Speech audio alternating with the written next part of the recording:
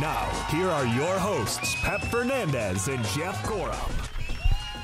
What is up? Welcome to the Inland Sports Show on Fox Sports IE 1350 AM.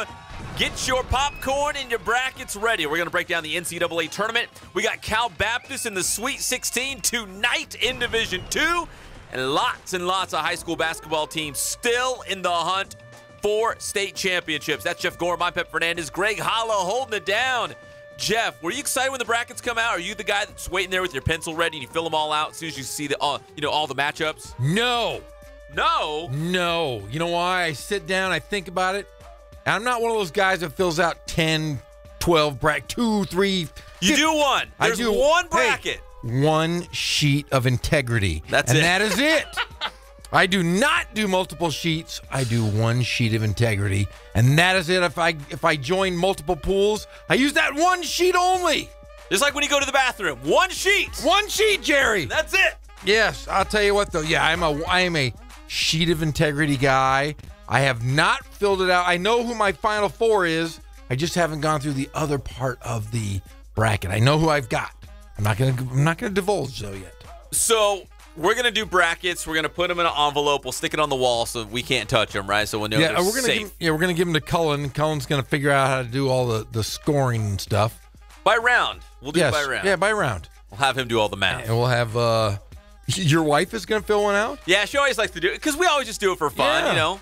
We don't do it for money. That's illegal. That's illegal. We just do it for fun. And my wife likes to just make fun of me and say, "Oh, you got Duke? I picked the College of Charleston. Ha ha. And they made it to the Sweet 16." Or, there's always that oddball, George Mason. There's always that oddball school. And my wife always somehow picks them. So, well, my Smedberg is a Cal State Fullerton alumni, so she's going to pick them to go all the way. All the way. Yeah, I was joking with you. I texted you and said, "Hey, guess who I got my final? San Diego State against Cal State Fullerton." That would be cool, but I don't know if it's going to happen. There's a lot of other good teams out there. Yeah, there is a bunch of them. So we got a lot of college basketball to get to. The associate head coach of Cal State Fullerton and Riverside native, deep roots in the Riv, the great John Smith. He's going to join us live a little bit later in the show. They're practicing today, right? Or they are packing their bags or something. They are, and man, look at what he's done with Cal State Fullerton. What job could he have done at UC Riverside? His name was popping up in this coaching search. John Smith's name was always there, always at the front of the line, always there. Being a Riverside guy, taking RCC to a state title. He's an associate head coach already in the Big West Conference. It kind of just seemed like the stars were aligned for John. If Justin Bell wasn't going to get it, John Smith was going to just step right in there. So, again, if you missed the show on Friday, we heard that David Patrick, the associate head coach for TCU, Texas Christian, who's in the NCAA tournament, was offered the job by UCR. But the Horned Frogs are in the tournament, so we're probably not going to hear anything out of TCU or David Patrick until their season is complete. Yeah, but I mean, it's out there. Everybody knows that that he was offered the gig. But there are really only two people that I feel that should have got that job, because I'm a local Homer guy, is Justin Bell and John Smith. Those are the only two guys that I think that if there was a spot open, I think, and we can talk about this a little later, but Justin Bell brings back the Macy crowd because he played for John Macy. Brings back that Riverside, the people that really loved UC Riverside basketball for so many years. And if they didn't hire him, then you bring in John Smith. John Smith is Riverside. A lot of people support him. He would have brought in a lot of fans, would have brought money back into the program. That's my only concern, is if this guy, who we don't know, if he's going to bring in the local guys, because that's the one thing Riverside's done recently. Johnny Kennedy, Dikembe Martin, these guys are local products. Brandon Rosser, these are local guys. This guy's from Australia. Is he going to bring in out of country guys?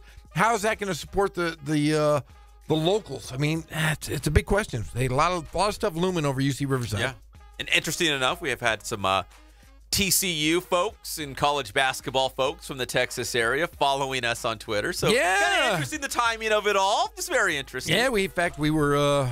I noticed on Twitter that a lot of people quoted our tweet. A lot of big name guys that said, "Yes, we heard about this." So, were we in the press enterprise? Yes, we were. The press enterprise. Look at that. Yeah, breaking news. Yeah, breaking news. We right broke and it, left. We broke it nationally. And there's a lot of jobs that opened up, filled today. Mark Gottfried, formerly head coach of North Carolina State, assistant coach at UCLA under Jim Herrick, took the Cal State Northridge job. Guess who his assistant coach is supposed to be? Jim Herrick. Wait, hold on one second, Jeff. Are you saying Jim Herrick is back in the game? Like, is he coaching the basketball again? They're saying that he's going to come back and coach. From our guy, Ghazal Hassan, said that is the rumor that Godfrey's already taken the job, but Jim Herrick is going to come on and be his assistant, and he's going to say, if you don't want to be a Matador, I don't think you want to play Listen, here. Are you Matador material? Because if you're not, listen, Jeff Gorham, you can just turn yourself right around and make yourself out that door. Yeah, you need to go somewhere else if you don't want to be a Matador. Yeah, ding dong. He has one of the best commercials I remember. He did a commercial for the Bakersfield Jam of the D League back in the day with their mascot, and I still remember him standing there next to the mascot saying, "Hey everybody, this is my buddy Swish. And tickets are now on sale." Now, was he coaching? Awesome. Was he coaching? He was the head coach of the Jam. Yeah, in the D League. He was. I think he was their inaugural coach. I think he was the very first one. Maybe that's where he got his Southern drawl. Even though he's from Southern Cal. The streets of Bakersfield, man, they know how to hoop it up in them oil fields. You know, I'm from Southern California, but I sure like to talk like I'm from the South. I got this drawl like I'm straight out of Savannah, Georgia. Yeah, Jim Herrick. So Fullerton beat UC Irvine for the Big West title. So Fullerton's going to their first big dance in a decade. It's been 10 years. Jeff, this is the staggering stat, and we mentioned this on the UC Riverside broadcast when they took on UC Davis in the first round of the Big West Tournament, that the Big West Conference the last 7 years going into this season had 7 different Big West champions. So Fullerton wins. Now we have 8 years in a row, 8 consecutive seasons with a new Big West Conference champion. So I guess that speaks volumes that UCR is going to win it all next year. In 2019, go Highlanders! Yeah, we're going to the tourney next year, Pep! Get your tuxedo ready. We're going to wear tuxedos next year. I'm excited. Fullerton's going to open up with Purdue from the Big Ten. They're a 15 seed. The Boilermakers are number 2 seed. That's a tough matchup. Purdue's really good. They're really, really good. And they got a lot of seniors, and they're big guys, bigger than a house. He's bigger than the mountain in Game of Thrones. See, that's what scares me. If you've got size and senior or, top-heavy leadership at the guards, yes, if guys who've been around the block, I'm like, okay, this is a good team. If they've got, seasoned guards, size, that's a recipe for disaster. Yeah, their big man is the mountain. Purdue's big man. Purdue, big man, the mountain. We're going to ask John Smith all about him because I'm sure John Smith, when he saw the brackets last night, he hunkered down in a dark room somewhere on the campus of Cal State Fullerton, didn't leave there all night long. In fact, he's probably still watching film, trying to break down the Purdue Boilermakers. Yeah, he had a busy weekend. Today's his birthday, too. It is? Yeah. Did you get him something? No, I got him I called him and said happy birthday. Oh, okay. There you go. He could be on the Inland Sports Show. That's what everyone's birthday wish is. And at the NCAA Division II level, Cal Baptist still moving on, 72-68 against Azusa Pacific over the weekend. That's 4-0 against APU this season. Twice during the regular season. They beat them in the Pac West tournament, and then they beat them again in the regional. I'm sure Azusa Pacific is like, good riddance. Adios, Cal Baptist. Go ahead and move to Division I. We don't want to see you guys again. Yeah, Justin Leslie took his lumps this year. It's like Centennial did last year with Roosevelt. Yeah. Same deal. Woo! So the Lancers will now take on number 1 Western Oregon in the Sweet 16. I say number 1 in the West region on their home floor. It's going to be tough, but the Lancers can do it. If they win tonight, they will move on to the Elite 8 in Sioux Falls. So tonight, 7 o'clock, there's a watch party at the new event center on campus at CBU. It's absolutely free. So if you want to go over there, cheer on Cal Baptist, get a great seat inside the new arena and watch it live, watch it unfold, you can go do that. I'm probably going to go home and grill some sausages and watch it live in my living room. You're gonna grill them in your living room? No, actually I won't, because last time I did that, they lost on the road at Dixie State. I don't want to duplicate anything. Little superstitious about that. Dude, yeah, so just go home and bake something. I'm not really a baker. I'm gonna have meatloaf tonight. Meatloaf! Ma! I love the meatloaf. Yes, we're gonna stop and get meatloaf. High school hoops, Jeff. we still got a bunch of teams in the hunt for state championships. Rancho Christian won a big matchup head-to-head with the Rancho Verde High School, 67-51. So now Rancho Christian will advance to take on the number 1 seed in D1, St. John Bosco, in the SoCal semifinals Tuesday night. Cajon, they're still alive, Jeff. We saw them play last week. The Cowboys are on. They ended up beating San Marcos. San Marcos, didn't you say they beat Riverside Poly by 20? San Marcos beat Poly by 20 in the CIF Southern Section Division 2A championship game. So San Marcos is good. Yeah, I guess so. Beat them. Woo, Jeremiah Martin's got himself a handful coming on playing Crossroads. Yeah, Sharif O'Neal again, the son of Shaquille O'Neal. That's the team that knocked him out of the section playoffs. They have to play him again in the state playoffs in their building. Rematch. So that's in Division 2. In Division 3, Notre Dame. Maybe the game of the weekend, knocking off number 1 Washington Prep as Notre Dame is moving on to the SoCal semifinals. They will play on the road at night in Palmdale in D3. And Murrieta Mesa, Jeff, they're still going strong. They beat Crean Lutheran 53-50, so Murrieta Mesa will play at Bishop Amat. So, if Notre Dame can win tomorrow night, the Titans will be hosting the Southern California Championship game on Saturday. Yeah, and didn't these two teams play in the semifinals of CIF? Who? Murrieta Mesa and Notre Dame? They did. Yes. They did, so it could be a rematch of the semifinals, which I think Notre Dame won it pretty handily from what I remember. They did. They beat the Wright brothers. So Notre Dame, they got past number 1 Washington Prep. I don't want to say it's smooth sailing, but they look really, really good, even as a number 8 seed in Division 3. So Notre Dame, a couple wins away from that state championship game in Sacramento. In Division 4, Carnegie went down to King Drew, but the number 1 team, and these guys are just going to take a cakewalk all the way to the state title game.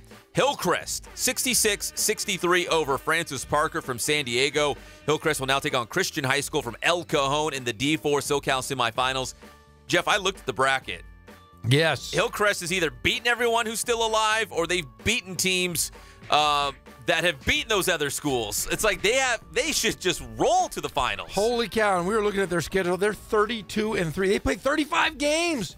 Hey, how many games you won this year? 32. That's ridiculous. With a chance to win 35? So if they win Tuesday and then Saturday and then the state championship. They could go 35-3. That's a long season. That's like half an NBA season. Jackson Woods' beard is going to be touching the ground by the time they're done with this season. Yeah, that's crazy. I don't think anybody's going to touch them. I think they walk to the state championship. Well, they are hosting Christian in the SoCal semifinals from El Cajon. That's tomorrow night. We're going to have coverage of that one. If Notre Dame can win tomorrow night, come back Saturday, we'll have coverage of the Titans on Saturday as well. I know some folks on Twitter are like, you need to cover Notre Dame more. We're trying. It's not our fault they got the number 8 seed and made them travel everywhere. Yeah, and we are the voices of UC Riverside, so we had to kind of go with those guys until they finished. So, but hey, there's going to be probably a venue change if Notre Dame wins. We're hearing that this game will be so huge. Notre Dame might have to move their game Saturday to a larger location because they love Notre Dame High School, the Golden Dome, but it's pretty nice and cozy. It's a pretty small place, so they might get a bigger gymnasium. NBA, the Lakers beat the Cavaliers. Yeah! So LeBron James probably thought, man, I could have all this. I could be with the purple and gold. I could be winning games. I could team up with Julius Randle, who dropped a career-high 36 on me. Woo! 14 boards for Julius Randle. IT had 20 points, 9 assists. You know what? IT doesn't look so bad over there now. No. It's actually pretty good. What was I thinking in Cleveland? I will say this. The Cavs, everybody was talking about how wonderful they were going to be. Nope. They're 6-6 with this new team. Everybody knows Kevin how to Love's scout. out, right? Yeah. But still. 6-6 with all these new guys. If you let's just say you take out LeBron. Boom, take him off that team. Which team's better, the Lakers or the Cavs? The Lakers. Exactly. And Cleveland's old. Yep. Cleveland's old. Lakers are young. They're on the rise. I'll tell you what. I can't believe I'm saying this right now. Did I say that out loud? You did. Yeah. He's not going to play for Houston because he's going to want the ball. That's ball dominated. Is he going to go to Philadelphia? No, because you have Simmons, who is a guard that handles the ball. Ball-dominated basketball. Jeff, I cannot believe I'm agreeing with you, but I'm finally, at this point, I'm finally coming around on the notion that LeBron might be a Laker. I never thought I'd see the day. I'm coming around on it. Who was sitting in the front row yesterday at the Staples Center? LeBron's agent and 2 best friends, and who went over during the game in the fourth quarter, walked across the court to hug these gentlemen. Magic. Irvin Magic Johnson. Holy Buck smokes. went over and gave him all a hug. So, yeah, I'm telling you, something is in the midst. Something's in the okay. Yeah. Well, I'm coming around. Okay. Hey, and Kawhi Leonard, he could be back in the Spurs lineup as early as Thursday. The pride of King High School could make his return against the Pelicans. That would be on Thursday night. He's missed the majority of the season with that quad injury. And again, if he comes back, and I hope he does, it'll kind of squash a lot of those things. Hey, he doesn't like the Spurs. He doesn't want to play for Pop. He doesn't want to be in San Antonio. He wants to be traded, this and that. If he can get back and help San Antonio get into the playoffs, because right now, Jeff, we were talking about this, they're in jeopardy of not being in the playoffs. I mean, that's how close they're walking that fine line of not finishing in the top 8 in the Western Conference. Yeah, 2 or 3 games you lose, you're out of that Western Conference because it's a logjam up there in the top 8. Oh, we're hoping to see Kawhi this week. It's all brought to you by our good friends at Spoiled. Quick quality oil change. Bill Navocado, I promise I'm coming, man. I am so overdue. We've just been so busy. Lots of activities, lots of things going on, but I'm going to get over there at Spoiled. Quick quality oil change. You'll be spoiled by great customer service and low prices. I'm coming for you, Bill Navocado. You know I am. Ken Sporting Goods, more than 40 years. That's 4 decades in the Inland Empire, bringing you all of your sporting gear needs and Letterman's jackets. Listen, helmets, baseball bats, cleats, high tops, whatever you need. They also got cool local gear. So if you're a fan of a local school, they might have it in there. And if they don't, they can hook it up too. And check out their team sales as well. That's kensportinggoods.com. That's the website. Catalano Motors in Corona off of Temescal Canyon Road, where you can buy, trade, and finance. It's so easy at Catalano Motors. Check them out off Temescal Canyon Road, and the website is catalanocars.com. No pressure when you walk on that lot. Find that sweet new ride in your life. And Boost Performance Training in Corona with Coach Ray Bass. Ask for him by name because there's only one Ray Bass out there. Doesn't matter the sport. He'll get you bigger, stronger, faster. That's what it's all about, so you can be the best big man on campus, just like Jeff Gorham was. Oh, yeah. BoostTrainingSystems.com is the website. Boost Performance Training in Corona with Coach Ray Bass. When we come back on the one and only Inland Sports Show, Fox Sports IE, we will break down more from the NCAA Tournament. We'll talk about some of these juicy matchups and about some of these teams, Jeff, that UC Riverside saw this season. We saw them in person with our own eyeballs. Yes, we did. We'll talk about those teams as well. We'll be back. It's the one and only Inland Sports Show on Fox Sports IE, 1350 AM. You know what? I will have some meatloaf. Let's have some meatloaf. You want some? I need to. Hey, Mom! The meatloaf! We want it now! The meatloaf! I played once upon a time at Centennial High School. I was actually on the first ever CIF championship team back in 2000, and then my senior year we won it again. You talk to the radio? On Fox Sports IE 1350 for breaking news. I say that's my passion Exclusive because I've done it. interviews You know, and big I know guests exactly in where these IE. athletes are at. I know what their How would mindset you is like right a now. I shot know at how $1 hard it million is to, number with the one, find 99.1 a KGGI performance and Fox coach who Sports can take you to coolest that level. basketball madness bracket challenge. Brought to you by Cold Star Ice. Participation is free and easy. Just head over to 991KGGIFM.com to What sets us apart participate, has and to the be, perfect you know, bracket wins how $1 we million. work with our athletes and what If you we don't have the perfect bracket, participant with closest bracket wins $500. Brought to you by Cold Star Ice. Live life cool with Cold Star Ice. We Bagged can take ice, an blocked athlete ice, and shaved get, ice, and help dry them reach ice. their With athletic locations in potential. Chino, Help Fontana, them, Santa Ana, prevent and injuries, help them become Barstow. stronger. Your shot at $1,000 now. That's the keyword. Win to 200. I know every single athlete steps into the gym. I know exactly where they're at, and I'm going to progress them every week. If you're not getting results, then really what's it about? We're going to deliver something that's measurable. Welcome to in terms Zip of Hole speed, USA. power, We tell you what Americans strength, are agility. really thinking. Brought to you by iPlay.com. Here's the host of Zip Hole USA, Christina Sappho. What's going on, everybody? We got to talk about this situation with Stephen Hawking because he thinks humans need to leave Earth and humans need to leave Earth soon. So what do you think? Do you agree that we need to explore space for human settlements? I'll be right back. We focus on the customer here. Christina's questions and poll results are completed using the Zip app. Allows our listeners to cast their votes anywhere. Download the Zip app in your favorite app store by searching. Believe it or not, that is the biggest thing for customers on an oil change. They just want the convenience of coming in, driving in, getting it done, and driving out. The updates at ZipHoleUSA.com or on our social media. For our listeners who are on Zip Hole USA, also remember to download the Zip app and do it today. Now back to Christina. We greet them, get them going, and they're done in about 10 minutes or so.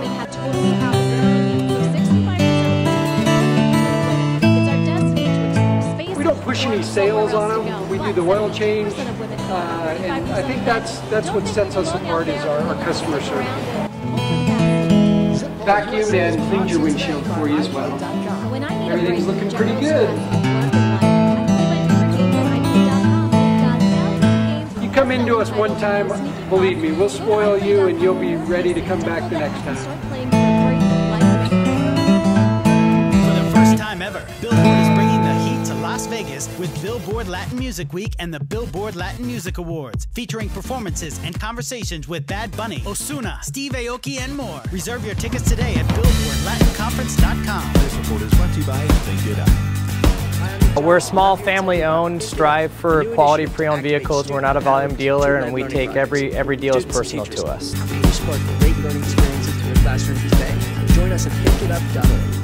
The Inland Empire's home for all things IE just got even better. We're a low-stress environment. We're not a pressure sales house. If you want to shop us, you're more than welcome to shop us. We have, like I said, great rates, competitive financing, a lot of one-owner, clean Carfax, clean title vehicles. As you see, we have Carfax everywhere. That's most important to us, to educate our customers before they make a purchase. Flooded vehicles are supposed to be dismantled for usable parts or crushed or scrapped, and a flood title issued to that damaged car. Some unscrupulous dealers will buy a flooded vehicle. We're right off of Ontario, right off a couple exits off the 15 freeway, off Cajalco, off El Cerrito, and we're right on the main drag going into Dos Logos and the crossings. If the price seems too good to be true, there's a good chance you're buying a limit. Make sure to check for flood damage and have a qualified mechanic. We have great financing. We have great lenders that we're using. We do buy, sell, trade, cash for your car. Whatever we need to do to help accommodate the customer, that's what we're here for. Go to www.nicb.org. Check it out. And if you suspect fraud, give us a call at 1-800-12-NICB. We have a little bit of everything. We start at about $69.95 and go all the way up to $100,000. We have Escalades, we have commuters, we have pickup trucks, we have Jeeps, sport utilities, and if we don't have it, our specialty is finding you exactly what you're looking for. When I met Ian for the first time, I knew we had to do everything we could to give him every benefit he's earned to live as normal life as possible. And we did. He needed an accessible house. We got that grant. And a van for his wheelchair to get him there. My name is Jason Stevenson, and I work for Paralyzed Veterans of America. America's most serious injured veterans, getting all the care and benefits they've earned.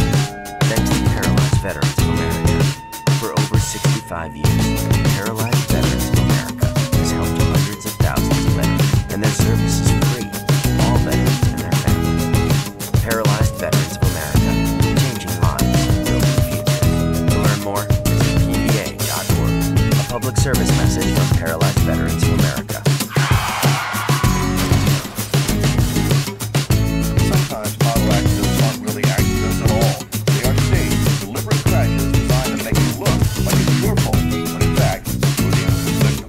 Staged accidents can be dangerous, even deadly, but the criminals that are behind them are interested in only one thing: money from an insurance claim. They'll take advantage of the situation to claim excessive damage and injuries to the driver and passengers in the other vehicle, sometimes adding passengers who weren't even there to pad the injury claim.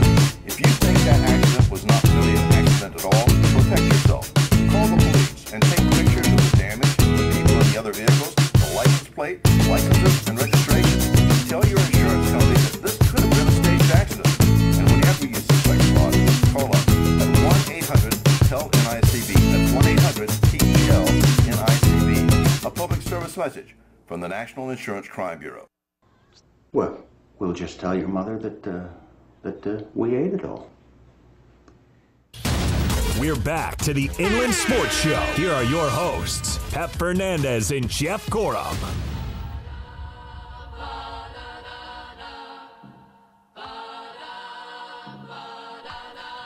Jeff, you got a case of the Mondays? I always have the case of the Mondays. Oh. It's tough to wake up. It's a battle, man. This is a battle. We had daylight savings time, so we lost an hour, right? Oh, I hate daylight savings. I hate all this stuff. I don't mind the, what is it, fall back, whatever, you gain an hour? Yeah, you gain an hour. Yeah, I don't want to gain an hour. I'm tired, man. Oh, you know what? It gets worse. It does. You know why? Why? We're not on Thursday or Friday.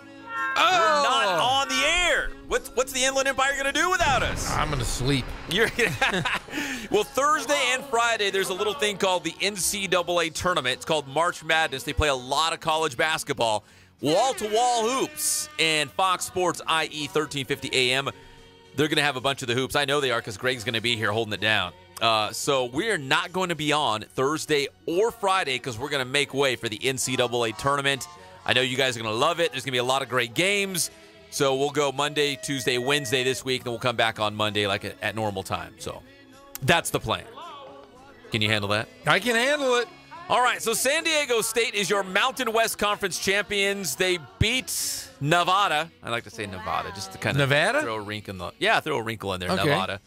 They beat our guy, John Ramey. That was in the semis, right? Hey, they were up 30.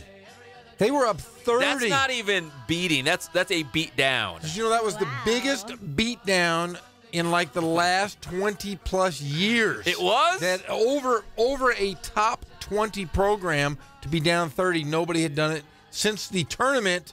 I think it was 1981, I think they were saying. Unbelievable. Yeah, so San Diego State on a 8-game winning streak. This was a team that was maybe 4th or 5th place in the conference going into the Mountain West Conference tournament. They weren't at the top. Maybe they were like 3rd or 4th, but they weren't. They were 4th.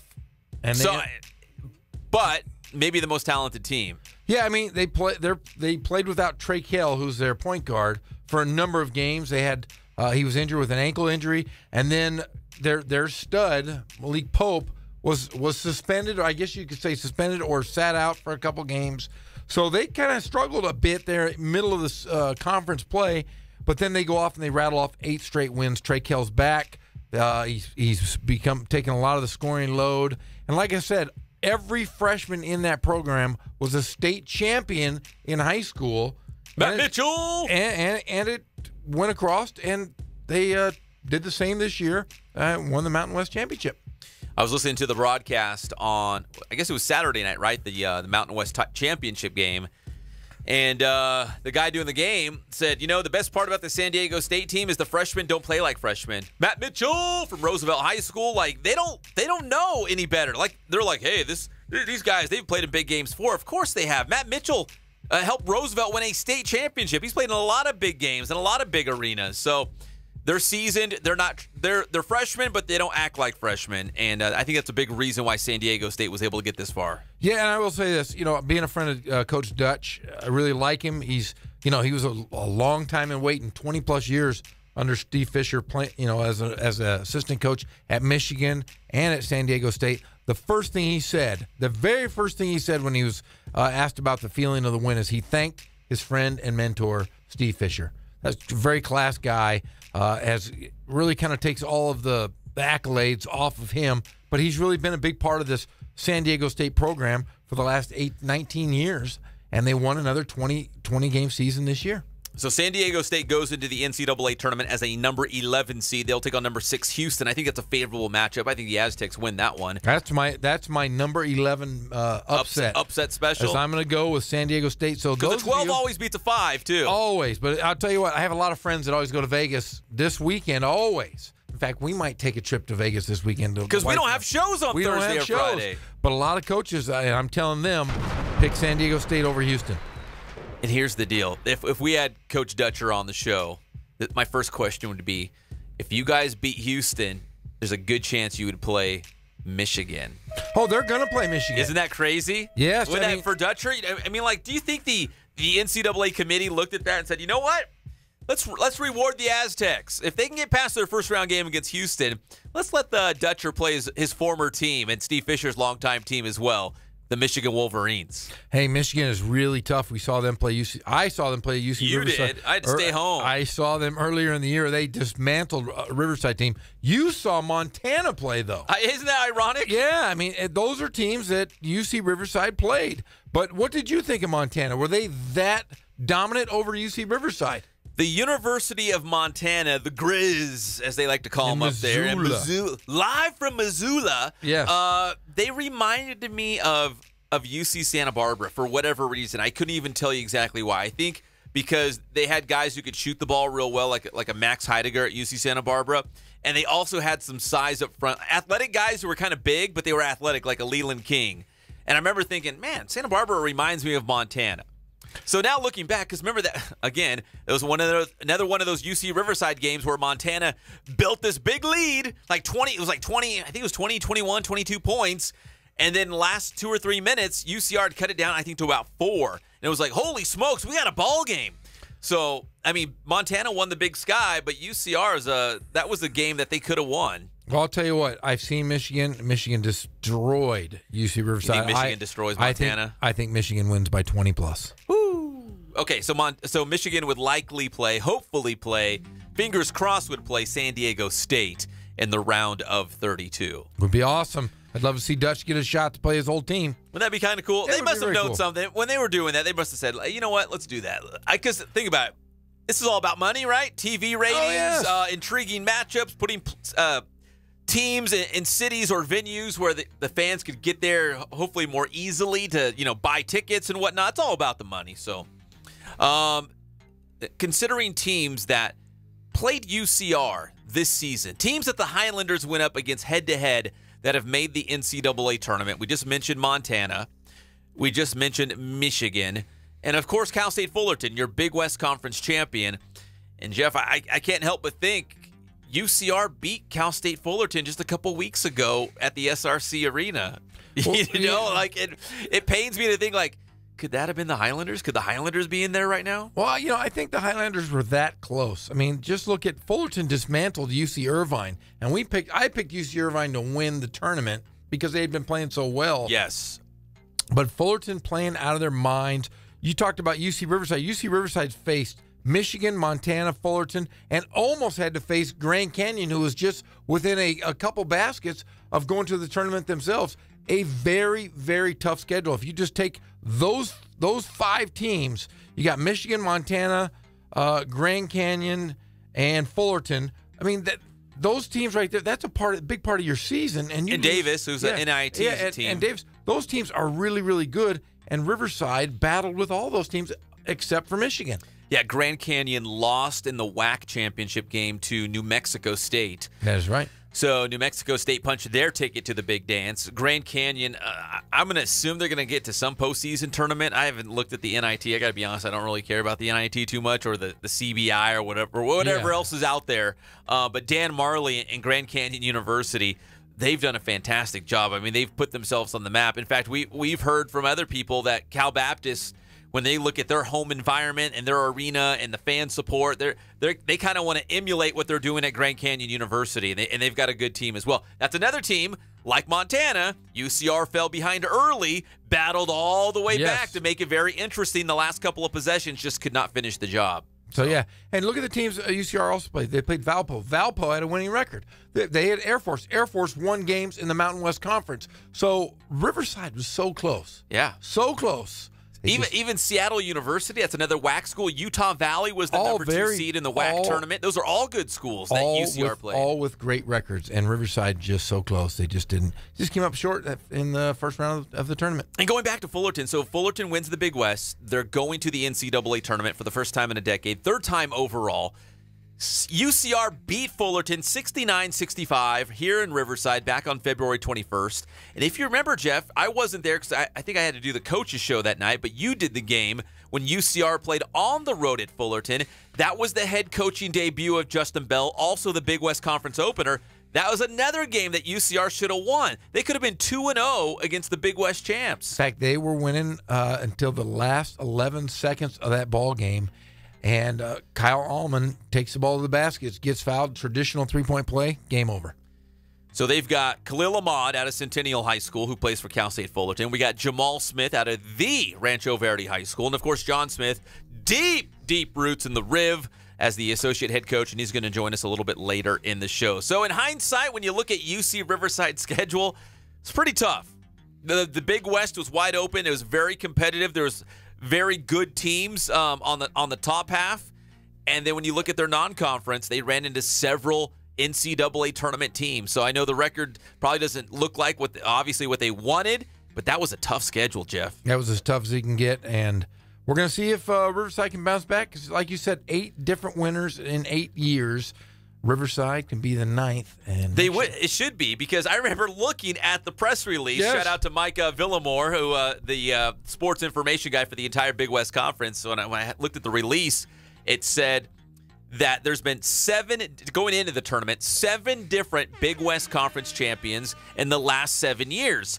So assuming history repeats itself and we have a new champion once again at the Honda Center, it had to be one of 2 schools. Do you remember those 2 schools? Yes, Riverside and Fullerton. That was it. And Fullerton did it. So I guess next year it just makes sense that, hey, congratulations, UCR, man. You're going to the big dance next year. So. Yeah, whoever the new coach is, good job, buddy. Good job. You're walking into a good situation. All right, we come back here on the Inland Sports Show on Fox Sports IE. We'll get you caught up today on spring training baseball for the Dodgers and the Halos. Plus, the latest in NFL free agency. And Tom Brady, remember he had his hand all cut up before the Super Bowl? I do. It was bad. I called it. It was. You did call. I remember. We probably have that sound that we could call up on the show. It was really bad, and now we can actually see what it looked like. He's telling everyone and showing everyone that big, nasty cut he had on his hand that he got in practice. So we'll talk about that as well. We'll be right back. It's the one and only Inland Sports Show on Fox Sports IE, 1350 AM. Oh, how cute. What's his name? Ben. Carlos. Carlos? Inland Empire sports fans.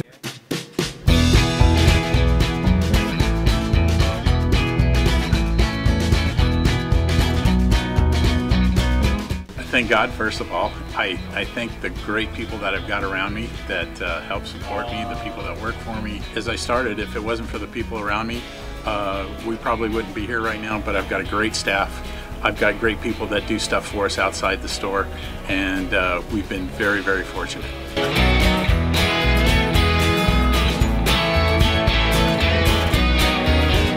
Our service is impeccable, and we just keep trying to get better every year. We can do online stuff for your teams, as well as, like I said, the screen printing, the embroidery. We also have 3 women that do extra sewing for us, like tackle tool on uniforms, or the bling or rhinestones for different shirts for the ladies. That's why we have certain racks just for certain schools, and the fun about that is that it turns into other schools that may come in here that aren't as close, that we can do stuff for them as well. We've had very, very good customers throughout the years, and it's just been a blast.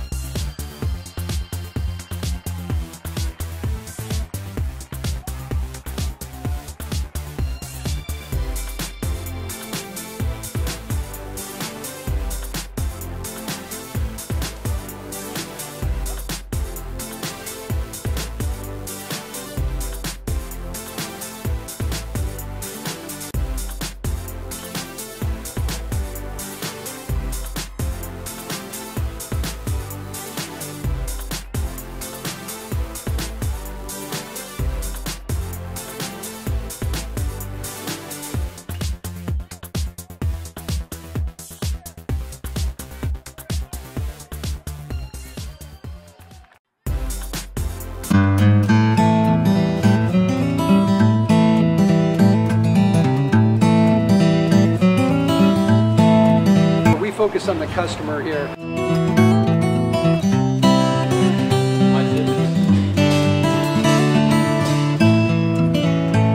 Believe it or not, that is the biggest thing for customers on an oil change. They just want the convenience of coming in, driving in, getting it done and driving out.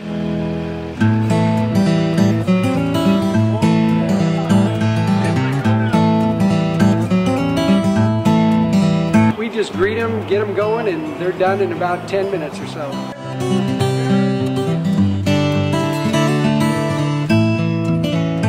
We don't push any sales on them. We do the oil change, and I think that's what sets us apart is our customer service. Vacuumed and cleaned your windshield for you as well. Everything's looking pretty good. You come into us one time, believe me, we'll spoil you and you'll be ready to come back the next time.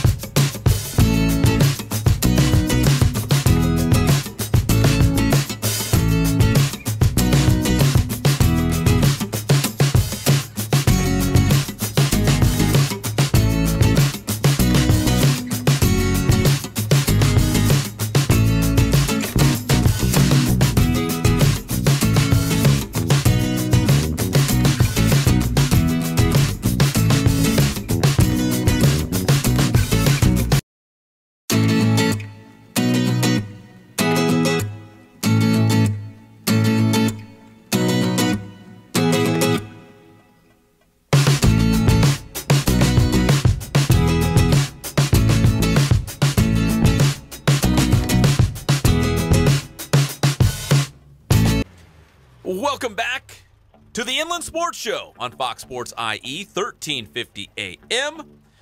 Going strong here today. Talking NCAA Tournament, talking college basketball, CBU in action tonight in the Sweet 16 of NCAA Division II. You hear that, Jeff? Do you hear that? You don't hear the country music yet. I can't listen to country music. Did you take your earbuds out because you didn't want to listen to this? Yeah, my ears were bugging. My ears were like hot. They're like super red right now, so I took off my earpieces. You are missing out, brother. I am telling you, there's something wrong with me. I feel like I might be getting ill. Oh, this is horrible. International Harvester, man. Who is this? Craig Morgan, International Harvester, man. That's the name of the band? Farmers make the world go round. The name of the band is It's a man. It's a person. It's a human being. Who's the guy that just collapsed on stage? Oh, that was Tim McGraw. Tug McGraw's son? Yes. Did Tim McGraw play baseball ever? His dad was a stud. Yeah, I think he did, but not like professionally. He was no Tug. He was no Tug. He was singing it up. Isn't he married to a hot chick? Faith Hill. Oh, she's pretty. Oh, real pretty. I wouldn't call her hot. She's pretty. No, she's hot. No. Greg hot? Yeah. You think she's hot? Yeah, Who's the other one that was hot? There's lots. No, the main one who was like What married. do you mean the main one? She's oh, the main well, you one. know, the one that was like not Oh, singing. you like Shania Twain. Oh, Shania Twain smoking hot. Faith Hill's better. You're crazy. No, she's Let's better. see who looks better in a bathing suit. Greg, Shania Twain or Faith Hill? Shania. Come on, brother. Come on, man. It's the only. Come on. Do you remember that video where she's like walking around in the desert wearing like nothing? It was fantastic. Yeah! Guys. Woo! Yeah, that one's awesome. I still can picture that video in my brain. Buying both you guys new glasses. I know the song, but I won't sing it. It doesn't impress I feel like me a woman. much. Oh. Ooh. Yeah, that one. Yeah, I don't know the rest, but yeah, she was pretty smoking in that one. Well, you guys like all your hip hop and your rap and your Justin Bieber. I like Bieber. But once in a while, Are you a Greg will mix in Belieber? the country for me. I like the Belieber. I know you do. Why not? He's cool. He's got a cute girlfriend. Who's that? I don't know. One of them. She's what is one it? One of those teeny bopper Disney. Not girls. Ariana Grande. It's the other one. Do you know Greg? Selena Gomez. That's his girlfriend. She's cute. Really? Yeah, she used to be on the Wizards of Waverly Place. Disney girl. Yeah, Wizards of Waverly Place. They're all Disney girls. Everyone he dates is a Disney girl. That's right. I love Disney girls. They're awesome. I love those shows. They were great. We have a live update. We do. From Arizona. Spring training. What? The Dodgers and the Brewers, they're in the 8th inning. The Brewers are on top 6-4, but it doesn't matter. It's spring training, right? Final score doesn't matter. But Clayton Kershaw on the bump for the Dodger Blue. 3 2/3 innings, 7 strikeouts, no runs. Get out. Dominant for Clayton Kershaw. Dominant. And your boy, Austin Barnes, the pride of Riverside Poly, starting at catcher today. He's back behind the plate. The elbow's feeling good. He even knocked in a run today. Booyah. Good for him. For the Dodgers. The Halos, they're taking on the Reds. Ian Kinsler calling in the bomb squad, hitting a home run today for the Angels against the Reds. Again, we don't pay much attention to the final scores because in the big scheme of things, they really don't matter, but we like to keep an eye on like the superstar players. They play like usually the first couple of innings of the game. Keep an eye on them. So let's see. Right now, has it gone final? Because it looked like it might have. It has just gone final. Breaking news. The Angels have beaten the Reds 4-3. Breaking news. Yes. Did you see, though, Ohtani got roughed up the other day as a pitcher? He got roughed up by the Mexican League team. It was from, like, the Toreros. Oaxaca. Teotihuacan. Michoacan. Michoacan. Yeah, there you go. Yeah, he was Calientes. Yeah, he was roughed up. Did you know that? La Ciudad de Mexico. You don't speak Where Spanish. were they? Where? Hold on. Find the team, Jeff. I'll find the team. Hold on. By the way, Ohtani was the designated hitter today against the Reds. 0 for 4. He was? Uh-oh, he's coming back down to earth a little bit. Come on. 0 for 4. And then he got roughed up by the Mexican team. Yes, I'll tell you right now. I have it right here. I have it right here. Teotihuacan, Pachuca. No, Tijuana Toros. That was my next one. Tijuana. Tijuana Toros. I played in Cabo Mexico San once. Lucas. Can I tell you this story? Uh-oh. I played in Tijuana once. What do you mean you played in Tijuana? I played once? in a pro basketball. A real pro basketball Yeah. game? I don't think I ever didn't get paid for it, but I went down with this American team. Okay, this sounds real sketchy, but keep going. No. And there was Eduardo Nájera, who was kind of a friend of mine. He was good. He played in the NBA. Played for the Dallas Mavericks. Yes, Oklahoma Sooners. He said, "Hey Jeff," because we used to play. We had the same agent at the time. We did. So he goes, "Hey, why don't you?" He said, "Why don't you come down to Tijuana and play in this game? Bring some American guys. I'll get the guys together." And so we drive down to Tijuana and we play in this arena, and it's like a smoky arena. It was Eduardo Nájera, and they had another guy who Llamas was his name. He was like 6'10" and weighed about 400 pounds. He played in the NBA for a while. Llamas, yes. So we play this game, and there's like guys. It's filled with smoke in the smoky arena. The smoky arena, and they were selling. What are the things called? The pigskins that. Chicharrones. Chicharrones. Yeah. They were selling them in bags, and they would look like little wheels. And I remember I was like, "What are these?" And they go, "Chicharrones." And I'm like, "Hey, give me one of those." So I was sitting on the bench. I'm sitting on the bench, and this guy hands me a chicharrone and puts during the game. Yeah, during the game. During the game. Yeah, during the game. And I tasted it, and it was like chewy. I'm like, this is weird. And then another guy, right, there was guys on the bench drinking beers. Lots of guys. Yes. Smoky. Okay, so then post-game, they invited us. We stayed the night down in Tijuana. And they said, "Hey, you got to go to this bar." So we go to this bar. This is a real game? A real game. A real it was thing? fun. It was a good time. We go to this bar, and I've never seen anything like it. They had kegs at the end of the table. And you could just serve yourself beers from the end of the table. And it was really good food. But I remember watching Llamas. I can't remember his name. Was it? I don't know. I don't want to say it's Fernando Llamas because that sounds like Fernando Llamas. But no, it was something Llamas. I'll look him up during the break. Llamas. But this guy was big, and he was like, "Hey, Gorham, drink with me." And I'm like, "Man, I'm in Tijuana. I'm gonna get my head chopped off." And I started drinking beers with this guy and eating chips. Do you still know Eduardo Nájera? I don't like keep in touch with him, but if I were to reach out to him and say, "Hey, what's going on?" Remember me? We played in that game in Tijuana. We played. He invited you gave me a chicharrone on the bench. Yeah, but we go to this thing, and I've never seen a restaurant like this. You could serve yourself. and it was like 8 cents. They got to be losing money. It was like literally, it was like 8 cents. And then we went to this guy. We went to it might have been Llamas's house afterwards. It was like a big mansion in really a crappy part of Tijuana. And it was awesome. It was a good time. And then we ended up spending the night in some hotel and then drove back the next day. But it was one of those experiences that I will never forget. Do you remember the name of the arena? No. But I'd love to Google it. Well, it was probably it was the big arena in Tijuana, I guess. When I was a kid, not when I was a kid. The Tijuana Dome? Or maybe. But we also used to go watch highlight. You know what highlight is? Highlight? Oh, yes. A sport of the ancient cultures. Well, in Tijuana, when I was My ancestors played that. The Mayans and the Aztecs and all that. You look like a Mayan. So we used to go down when I was 18 years old, 19, and go watch highlight, and you could bet on it. Yeah, I didn't know people still play it. Oh, yeah. It's the sport of the ancients. It is a sport of the, and they thought it's the fastest sport in the world. Yeah. It's so fun to watch. It's fixed, but it was a lot of fun. You go down and watch it and bet like $2 or whatever at the time, and they'd be throwing this hard rock of a ball right up the walls, and guys would be fighting. Oh, it was great. I miss Tijuana. I'm never going back again, though. There's no way. They had good food. There used to be that street called the Revolution. I think. Yes, that's where all the vendors are, and all the vendors, and all the street folk, and all the good food and crazy places. Yeah, I've been there. I was a wild man. Good time, though. Good time.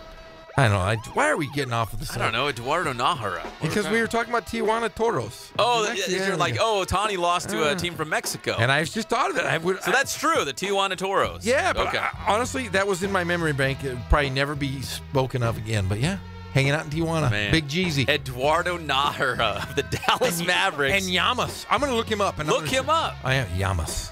Okay. I'd love for him to call the show. Be like, hey, remember that time you guys went down there and played that game? Jeff ate a churro on the bench, or no, chicharroni. Chicharoni. But it was pretty good. It was a little chewy, a little gamey for me. Little gamey. Yeah. That's pigskin. Yeah. That's pigskin for you. How about some NFL news and notes as we just went down memory lane with Jeff down south of the border? The Minnesota Vikings have reached out to Saints quarterback Drew Brees because he is a free agent beginning on Wednesday. It's not going to happen. He's going to be a Saint. He's not leaving. No. I know the Vikings reached out to him. Maybe they'll break the piggy bank for him, but he's not going to leave the Saints. And the Cardinals want to make a huge offer to Kirk Cousins, reportedly, although it sounded like Kirk Cousins had narrowed it down to the Jets and the Vikings as his landing spot, but the Cardinals, I think, are going to go out of their way and say, look at all this money. You like money? You want to come play out in the desert? We'd love to have you in Arizona. So, a couple quarterbacks with some big decisions, but Drew Brees, I don't think he's going anywhere. He's going to stay in New Orleans. And Kirk Cousins, if I'm him, I'm following the money. I know you probably have a better shot at winning in Minnesota. He's a Super Bowl champ. Who? Kirk Cousins. Sorry, I was found Fernando Llamas. Horatio Llamas. Oh, my fault. Okay, go ahead. I got you. Okay, Cousins. Because, Cousins. I thought we were going Brees. I would follow the money. Me too. Yeah, to be honest, I know, hey, Pep, you're a greedy little punk. Okay, well, that might be fine, and he might have a better chance to win with the Vikings. But if the Cardinals are going to offer him a huge contract, like over the top, then you take it. You just got to do it. You just got to do it. And Tom Brady, remember he cut his hand before the Super Bowl? Sliced it. He's like Ginsu. Oh, he did. You're exactly right. Remember we were talking about that, about the fact that he had a hand injury and they didn't know if he was going to play. And the first thing you said, Jeff, was, must be cut. He's got to have stitches. Yes, and I was right. You were right. It wasn't like a contusion or anything. No, this is like a deep cut into the flesh. He's talking about it, and there's pictures now floating around all over social media. So if you want to see Tom Brady's hand cut open and then stitched back up like a doll, you can go see it. It looked pretty cool. Sliced fleshy wound. Yeah, so it's out there. Oh, it's out there, Jerry. It's the meat of his thumb. It did. It was all real meaty. Cut right into it. So who's your boy, Horatio Llamas? Horatio Llamas. He's 44. Yeah, the 6'11", and was. Wait till you see a picture of him. I bet he goes 500 pounds. He's a huge guy. You know what? What? I might have seen him in the D League. He played in the NBA for 28 regular season games. I think I saw him in the D League I'm too. Sure now did. I'm thinking about it, yeah. Jeff. I think we rolled the same circles. Yeah, I might have seen you down there, Tijuana. I might have been at that game. One of the biggest men ever. He's humongous, as they say. Yeah, giant, 6'11", 450 pounds. I think he played for the Idaho Stampede. Look that up. I think he played for the Idaho Stampede. I'm just going to throw that out there. He's on Wikipedia. He's on Wikipedia. Listen, when we come back, we're going to talk more high school hoops.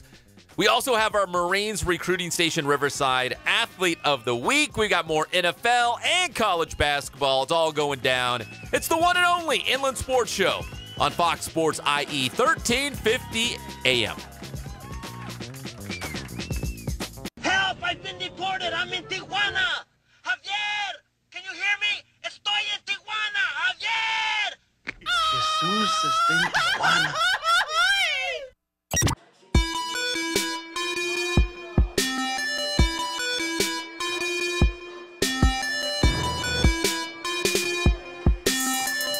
I played once upon a time at Centennial High School. I was actually on the first ever CIF championship team back in 2000, and then my senior year we won it again.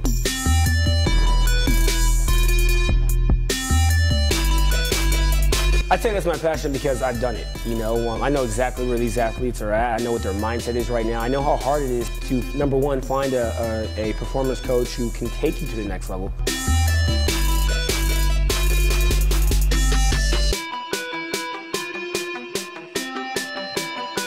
What sets us apart has to be, you know, how we work with our athletes and what we know.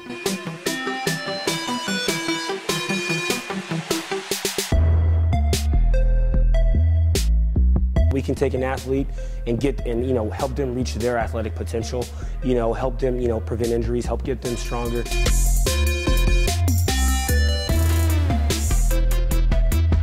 I know every single athlete who steps into this gym. I know exactly where they're at, and I'm going to progress them every week. If you're not getting results, then, you know, really what's it about? We're going to deliver something that's measurable, you know, in terms of speed, power, you know, strength, agility.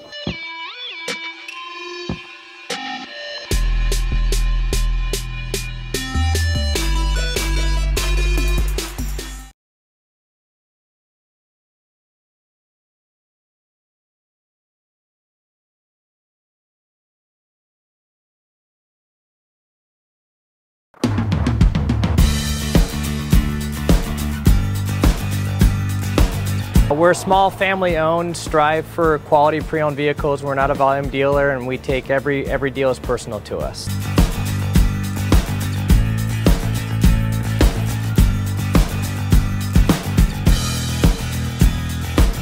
We're a low-stress environment. We're not a pressure sales house. If you want to shop us, you're more than welcome to shop us. We have, like I said, great rates, competitive financing, a lot of one-owner, clean Carfax, clean title vehicles. As you see, we have Carfax everywhere. That's most important to us, to educate our customers before they make a purchase.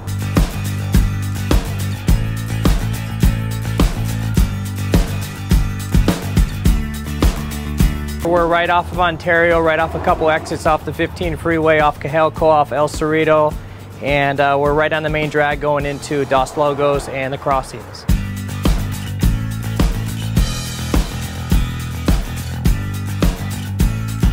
We have great financing, we have great lenders that we're using. We do buy, sell, trade, cash for your car. Whatever we need to do to help accommodate the customer, that's what we're here for.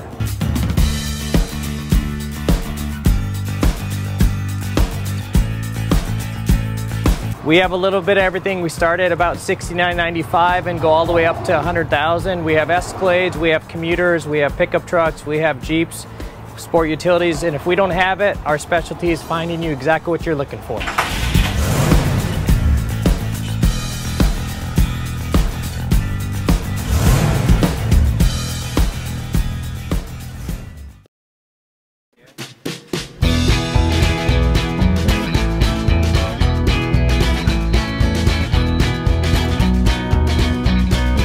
Thank God, first of all. I thank the great people that I've got around me that help support me, the people that work for me. As I started, if it wasn't for the people around me, we probably wouldn't be here right now, but I've got a great staff.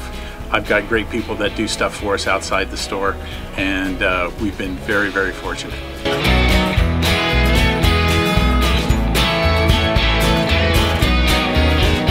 Our service is impeccable, and we just keep trying to get better every year. We can do online stuff for your teams, as well as, like I said, the screen printing, the embroidery. We also have 3 women that do extra sewing for us, like tackle tool on uniforms, or the bling or rhinestones for different shirts for the ladies.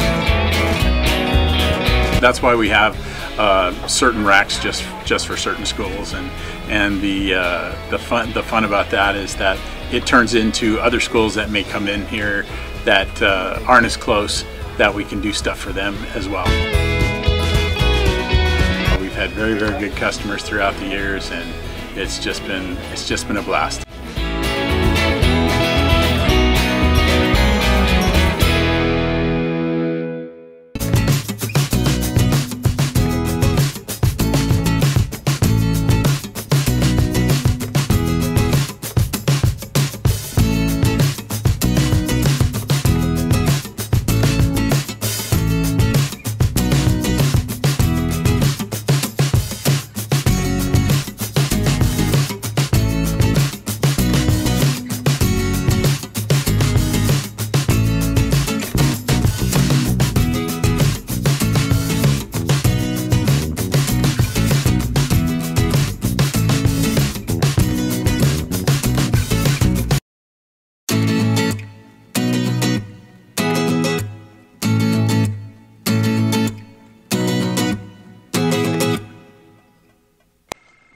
I'm not gonna do what you all think I'm gonna do, which is just flip out!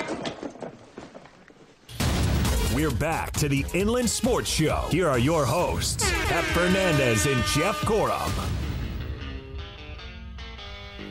Welcome back. It's the one and only Inland Sports Show on Fox Sports IE 1350 AM. Hey, Jeff found the stadium in Tijuana where he ate chicharrones and played with NBA star Eduardo Nájera. It's been brought to you by Spoiled, quick quality oil change, Kin Sporting Goods, Boost Performance Training, and Catalano Motors in Corona off of Temescal Canyon Road. So, Jeff, this is a true story. Yes. You found the arena. What's it called? I want to hear you pronounce it. Auditorio ¿Sí? de Tijuana. Por supuesto. That was pretty good. That sounded really good. Wait, do you have pictures of it? I do. I do. I'm gonna Google it as well. Are you reliving all the memories now? Yeah, I just remember it being really smoky, and there was a lot of chicharrones and it was just wacky, wild, fun stuff. Who did you play? Like what? You don't remember any details of this game? Well, I do. It was just like an exhibition. It was a bunch of American guys and a bunch of Tijuana guys. No, it was all the best. I think it was like, I don't want to say it was the national team of Mexico, but a lot of guys from their national team were playing. It was kind of a fun, an ambassador type thing. Is that it right here? Yes, that's it. Yeah, that looks like a pretty legit arena. Yeah, it's really not, though. Maybe, let me see. Is that it? Yeah. Are we looking at the same thing? I think so. I'm kind of blind from here, but yeah, I'll show you the version I remember. It's right here. Oh yeah. Oh yeah, same one right there. Oh yeah. Okay, yeah. Oh yeah. It was great. Good time. Yeah, I searched it, and there's a little bit about basketball, but most of the pictures I'm finding are lucha libre. I guess they do a lot of wrestling inside As there. well they should. And boxing. Yes. I can see. I'm looking through the same things. Yeah, a lot of boxing, a lot of lucha libre. But yeah, what a smoky dungeon of a place to play basketball. It was a little different, to say the least. But it was fun. Like I said, I had my fill of beer with chicharrones with Horatio Llamas, and I just love that, the fact that you can go, let's say you're at a house party with somebody else, be like, did I tell you the time I had chicharrones with NBA star Eduardo Nájera in Tijuana? We played a game down there. Yeah, I'm not kidding around. I mean, I wouldn't make that. That's just too Eduardo crazy. No offense was good. Oh, he was very good. No offense to your boy Horatio. No. Llamas. But Eduardo Nájera was legit. Yeah, he was a good player. Yeah, he was. He was, and a really nice guy to boot, as they'd say, to boot. To boot. Do they say that in Mexico? Sobre. That's about. Sobre. How do you about? See, I'm more of a Canadian guy. Every time I think, yeah. Oh, yeah. Really? Oh, yeah. It's about time, man. It's about time we go down and play in Tijuana. A boot. A boot. Yes. A boot. Okay, so we mentioned high school basketball. Okay. We've got a bunch of teams still in the hunt for championships. Here's the team still alive. We've got Rancho Christian in Division 1, Cajon in Division 2, Notre Dame and Murrieta Mesa in Division 3, and Hillcrest in Division 4. Jeff, I could be wrong, but I don't remember, let's see, 1, 2, 3, 4, 5. I don't remember having 5 local teams from the Inland Empire in one season still alive for a state championship. We're already to the Southern California semifinals, so this is like the state quarterfinals. Never been done. There's always like 1 or 2 like still in the hunt. I can't remember when we've had like 5. No, it's never been done. I'm sure our guy Durrell Trujillo would tell us it's never been done. He's on the hunt. He's always on the hunt. Probably figuring that out following right now. everything. He's following golf, water polo, tennis. Hey, Mount San Jacinto women's basketball, your state champions, junior college. They were. Yeah, they did it. They really did it. Rob Morrow, former coach at Notre Dame before Rob Robinson. He was an assistant coach this year on that team. His daughter was on the team that won the championship. I didn't know that. I did. I looked it up. So it's been a banner year for local basketball. I've got a hunch a couple of these teams might win state championships. Hillcrest is going to win it. I'm calling it now. I'm throwing my shot across the bow. Hillcrest will go unscathed. I looked at their brackets. He's going to be, and if you're Jackson Wood, you got to be feeling good. He's going to be 35-3 at the end of the year. That's half of an NBA schedule, basically. That's crazy. And it's shocking that he can have 35 wins at the end of this thing. He's 32 right now. In Notre Dame, little Notre Dame, they put him in Division III for the state playoffs. And I thought, okay, well, I guess that makes sense. You know, they've had some good years. They had to bump them up. But Division III seems kind of big. What they do, they go on the road and they beat the #1 team in Southern California.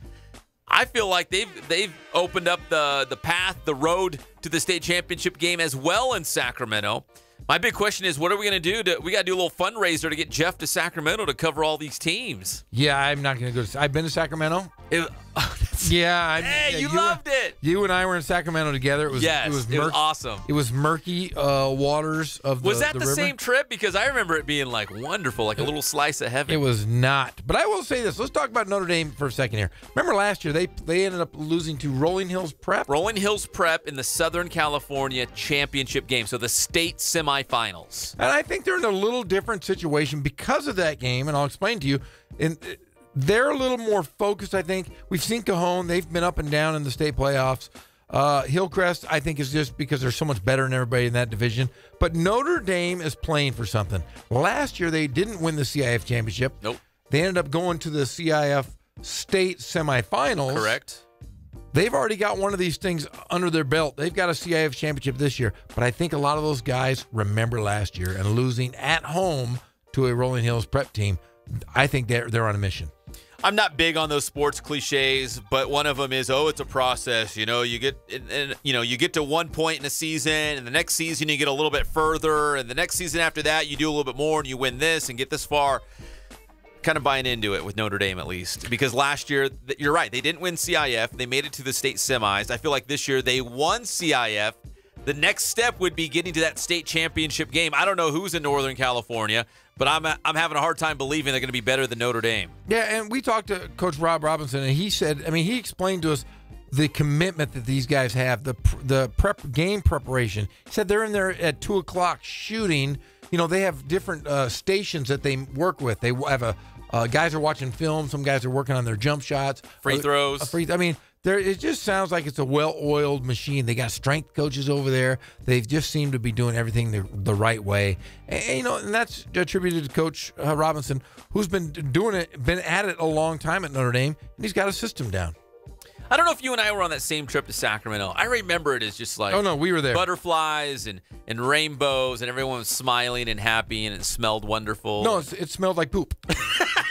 Let's just be honest with you. It was just not man. You said, "Oh yeah, we're gonna go up there. It's gonna be great." God's country is what we call we stay at this hotel. The hotel was nice. We walk off the hotel. Nice. The only thing we could get our wives and family were cigarettes and vacuums. And then when we get in the bus, Greg, we get in the bus.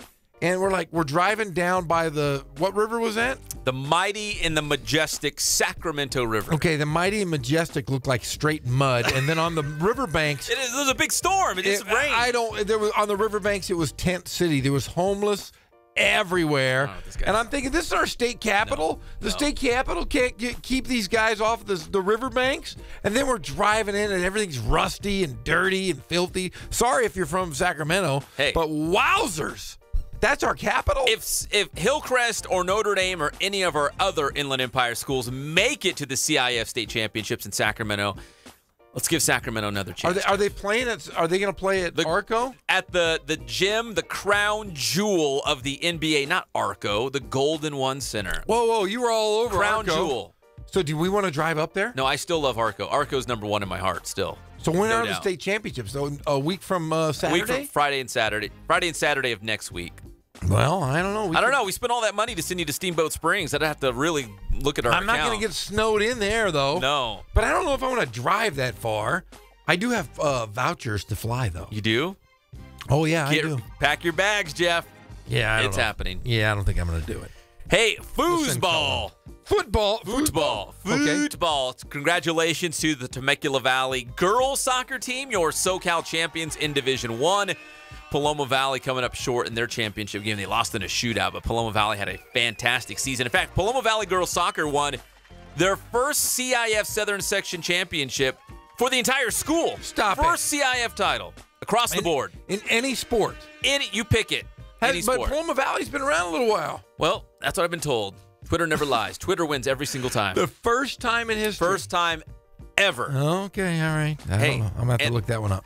And these guys, well, they didn't win the Southern California Championship, but they made a great run, and they also have our Marines Recruiting Station Riverside Athlete of the Week. It's the great Rafael Arroyo. Rubidoux, sharpshooter, big-time goal scorer, had a goal, a couple assists against Aquinas in the state semifinals, the Southern California Regional, and then in that championship game in a wet, muddy pitch, a quagmire, if you will, Jeff. Quagmire? On the road at Carpinteria. Shout out to KEYT in Santa Barbara for hooking us up with the highlights. Rafael Arroyo had not one, but dos. He had both goals for the Doe, for Rubidoux.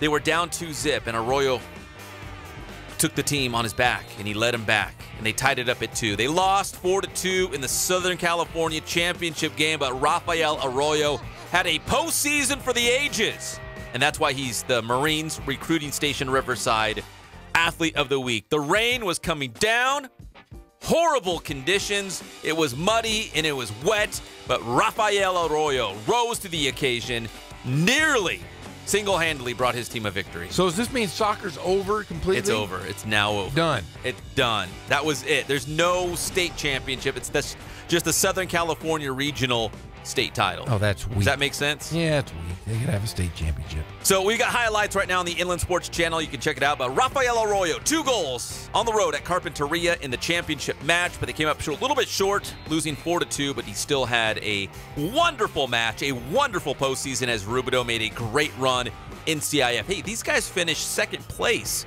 in the Mountain Valley League, but they put it together just in time. Rafael Arroyo, the Marines Recruiting Station Riverside Athlete of the Week. When we come back on this very special Monday edition of the Inland Sports Show, Jeff, we're going to hear from John Smith, Cal State Fullerton associate basketball coach. We'll talk as the Titans are going back to the NCAA Tournament for the first time in a long time, in a decade. Third time ever in school history, and more NFL free agency news. Might even make a little left turn to NASCAR. Who knows? NASCAR? Pretty nice little Monday around here. That's coming up on. They're going to be in Fontana, I think, aren't they? It's coming. All right, you know what I'm going to do in the break? What are you going to do? I'm going to check the forecast. I think rain's coming. Whoa! I think the rains are coming. Do they still race in the rain? Well, a little. It depends. If it's too wet, they do the delay. This is a race that could move to Monday. I'm going to check the forecast. Oh. I'm going to call my meteorologist friends and say, "What's the deal?" You don't have any Give meteorologists. me the. Oh, I got lots. All over. I got many. What do you got? What do you have to get? What's the rules to become a meteorologist? If you actually have your degree in meteorology, you're a meteorologist. But if you just forecast the weather, you're a forecaster. So you're a hot chick then. Well, if they say, "Oh, let's go to forecaster," I don't know, Dallas Raines, you're like, "Oh, okay, he did not go to meteorology school." But if they say, "Let's go to meteorologist," you're like, "Oh, they went to school. Oh. They're the real deal." So listen for that next time on the news. I will. Forecaster, meteorologist. I got you. Booyaka. All right, we'll be right back. It's the one and only Inland Sports Show on Fox Sports IE 1350 AM. Wow. Any change, mister? Absolutely. Could you spare some? Yes, I could.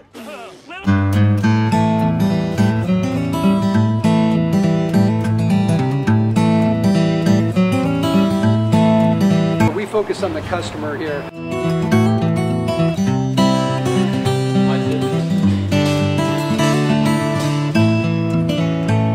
Believe it or not, that is the biggest thing for customers on an oil change. They just want the convenience of coming in, driving in, getting it done, and driving out.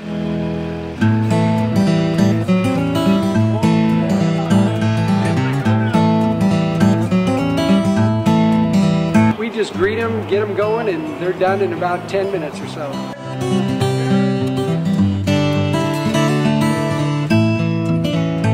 We don't push any sales on them. We do the oil change, and I think that's what sets us apart is our customer service. Vacuumed and cleaned your windshield for you as well. Everything's looking pretty good. You come into us one time, believe me, we'll spoil you and you'll be ready to come back the next time.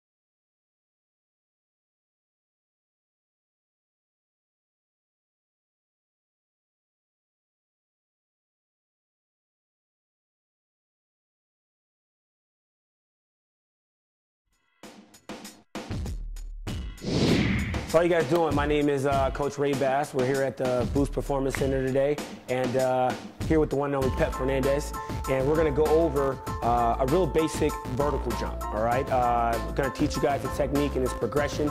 This is a great drill for really any sports.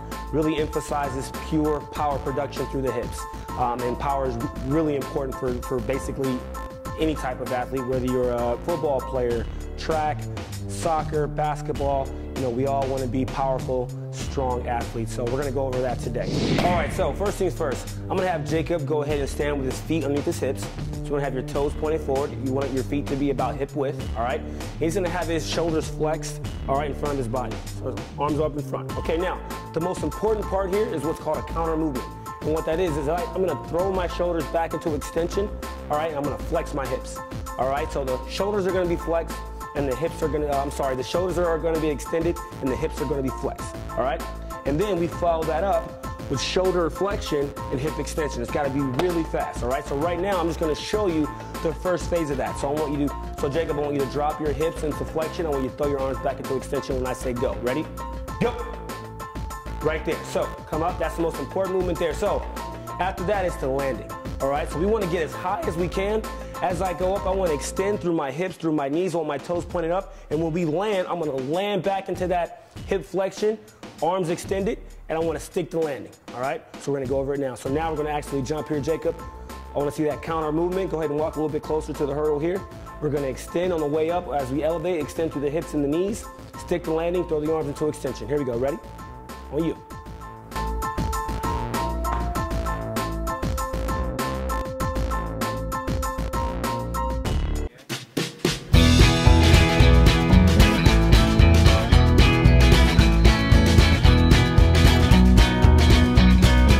Thank God, first of all. I thank the great people that I've got around me that help support me, the people that work for me. As I started, if it wasn't for the people around me, we probably wouldn't be here right now, but I've got a great staff. I've got great people that do stuff for us outside the store, and we've been very, very fortunate.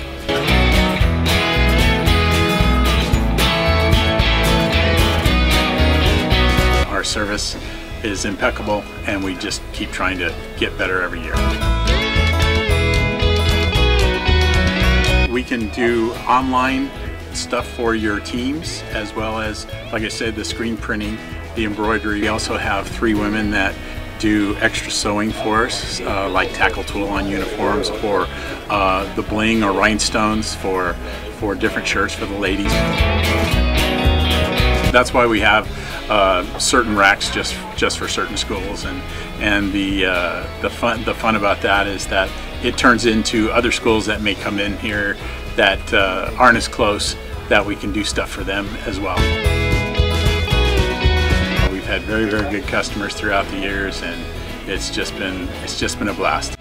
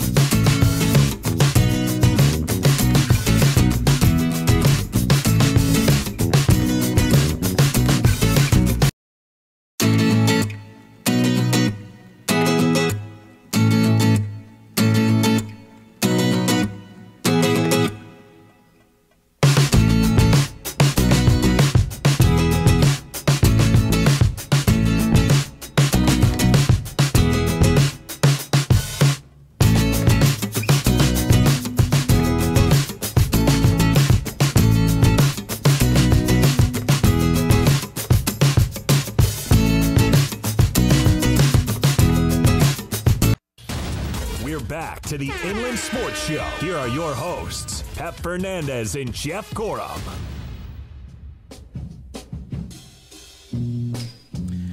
Welcome back to the Inland Sports Show, Fox Sports IE, 1350 AM. It's a battle on Mondays. You come off a good weekend, all the NCAA Tournament stuff. Got spring training, all kinds of good stuff. You get in here on a Monday, it's always a battle. Hey, wasn't the Mondays? Do it for the people. Wasn't that like a Garfield thing? I got the Mondays. Case of the Mondays? Isn't that what it was? From the Office Space, yeah, the movie. Remember? Oh, you got a case of the Mondays. Yeah, but it's originally from Garfield. It is? Yes. They stole it from Garfield? Yeah, you ding-dongs don't Yodi. even know that. I know Yodi. Don't come up on me. Yodi. I know Yodi. Is that the dog's name? I know Yodi. Yodi? Don't come up on me, Jeff. That's where it was from. Remember, I have the bad case of the Mondays. And he'd always be like sitting there and... What did he always want to eat? There's something. Lasagna, yeah. Look at that goes in. Lasagna. This guy knows Garfield. I love it. I love Garfield. I love lasagna. Didn't Bill Murray do the voice of Garfield for a while? He did. He did. I don't know why we're talking, because it's the Mondays. Oh, it's deep in the Mondays. Guess what I got? You got a snack. Snack time and lunch. We were talking, no joke, we were just talking about chicharrones. Because you had chicharrones with Eduardo Nájera, NBA star, at a... I don't know what kind of game to call it, but some game at Tijuana. It was just an exhibition. What do you mean it was just a game? It was an exhibition. So Kono walks in, and what does he have? He's got chicharrones! He's got Gigante Cracklins, hot The sauce. Cracklins. There's a hot sauce packet in there from Botaneria. Is that right? Hold it up. There you go, yeah. There you go, look at that. Oh, it's Pepe's. I'm going to eat one. Hey! Isn't it skin? Yeah, it's pig skin. Wait, listen. $100. Oh, hold on. No. Oh, it's a hey! No, we're screwed live. Oh, wow, that's really gamey. Wait, how long was that sitting in your car, Kono? Let's say 2 days. It's not bad. Now they're finally ripe. You know what I mean? Like now they're just ripe. They're ready to eat. Fried out pork fat with attached skin. That just sounds like I'm eating a scab. Yeah. I am literally eating scabs. You loved it. What's this hot sauce, though? Is it any good? Yeah, Why does it say that there's, under the ingredients, it says saturated fat, 900% of your daily value. And then it had for salt, 400%. And then at the very bottom, it says metal, lead. Yeah, so it's like 40% lead. My dad would take a big bag of those plain chicharrones and put them in a bowl and then dump like a bunch of, like La Victoria taco sauce. Oh, just the basic, generic La Victoria taco sauce. Pour it all over it and then take like a whole lemon and squeeze all the juice out and then mix it up. Wouldn't it be all it was so soft? good. It was almost kind of soggy. That's gross. It was the La Victoria and the lemon. Oh, it was good. Well, I told you I feel like I'm having a heart attack today, so this didn't help. And you're all right. You don't look too good. I don't feel very good, guys. I put down the chicharrones. Well, I'm telling you, I just don't feel right. Greg's worried about me. He is. Thanks, Greg. I know he is. My boy John Smith's going to be calling here in a couple minutes. It could be the last time I talk to him. Jeez, I'm really sad, man. This is the end. This could be. I feel very, very unhealthy. Just hang in there. How's your diet? How's your diet going? Oh, it was terrible. Did you eat a burger over the weekend? Yeah, You look like you ate a burger. I ate a few burgers over the weekend. You know, it's like my wife and I, Smetty Smed. You know, we argue. She goes, I don't want fast food. And I go, but we have children. The children. What do you want me to do? I can't eat broccoli and hot dogs again. The children don't want to eat crap. They want to eat real crap. They want McDonald's. So you did it for the kids. Yeah, and then I said, you want McDonald's? And they're like, Happy Meals, yay. And I'm like, oh, man, I'm such a bad dad. But thinking to yourself, yes, we're going to McDonald's. Yeah, a little bit. Hey, Kono over here goes to Cal State Fullerton. Is it a huge party on campus? It's a great time, all the time. It's a wonderful. Every day is a great day to be a Titan, right? But yeah. With Cal State Fullerton going to the big dance, they will take on. Who are they taking on? Purdue, the Boilermakers, right? Yeah. I'm going to ask my man John about this. Old Johnny Smith, deep roots in the Riv. Yeah. The associate head coach at Cal State Fullerton, John Smith, led RCC to a state championship. Now trying to help the Titans win at least a first-round playoff game. Have they ever won an NCAA tournament game? Because they've only gone twice before. They almost went to the Final Four. Really? They almost went to the Final Four. Kind of feel like you're lying, but no. I'm telling you, I'm gonna tell you you're wrong. Right now, let's go to the spoiled, quick, quality oil change celebrity hotline. He is the associate head coach at Cal State Fullerton with deep roots right here in Riverside. It's our dear friend, John Smith. Coach Smith, how are you today? I'm good. How are you guys?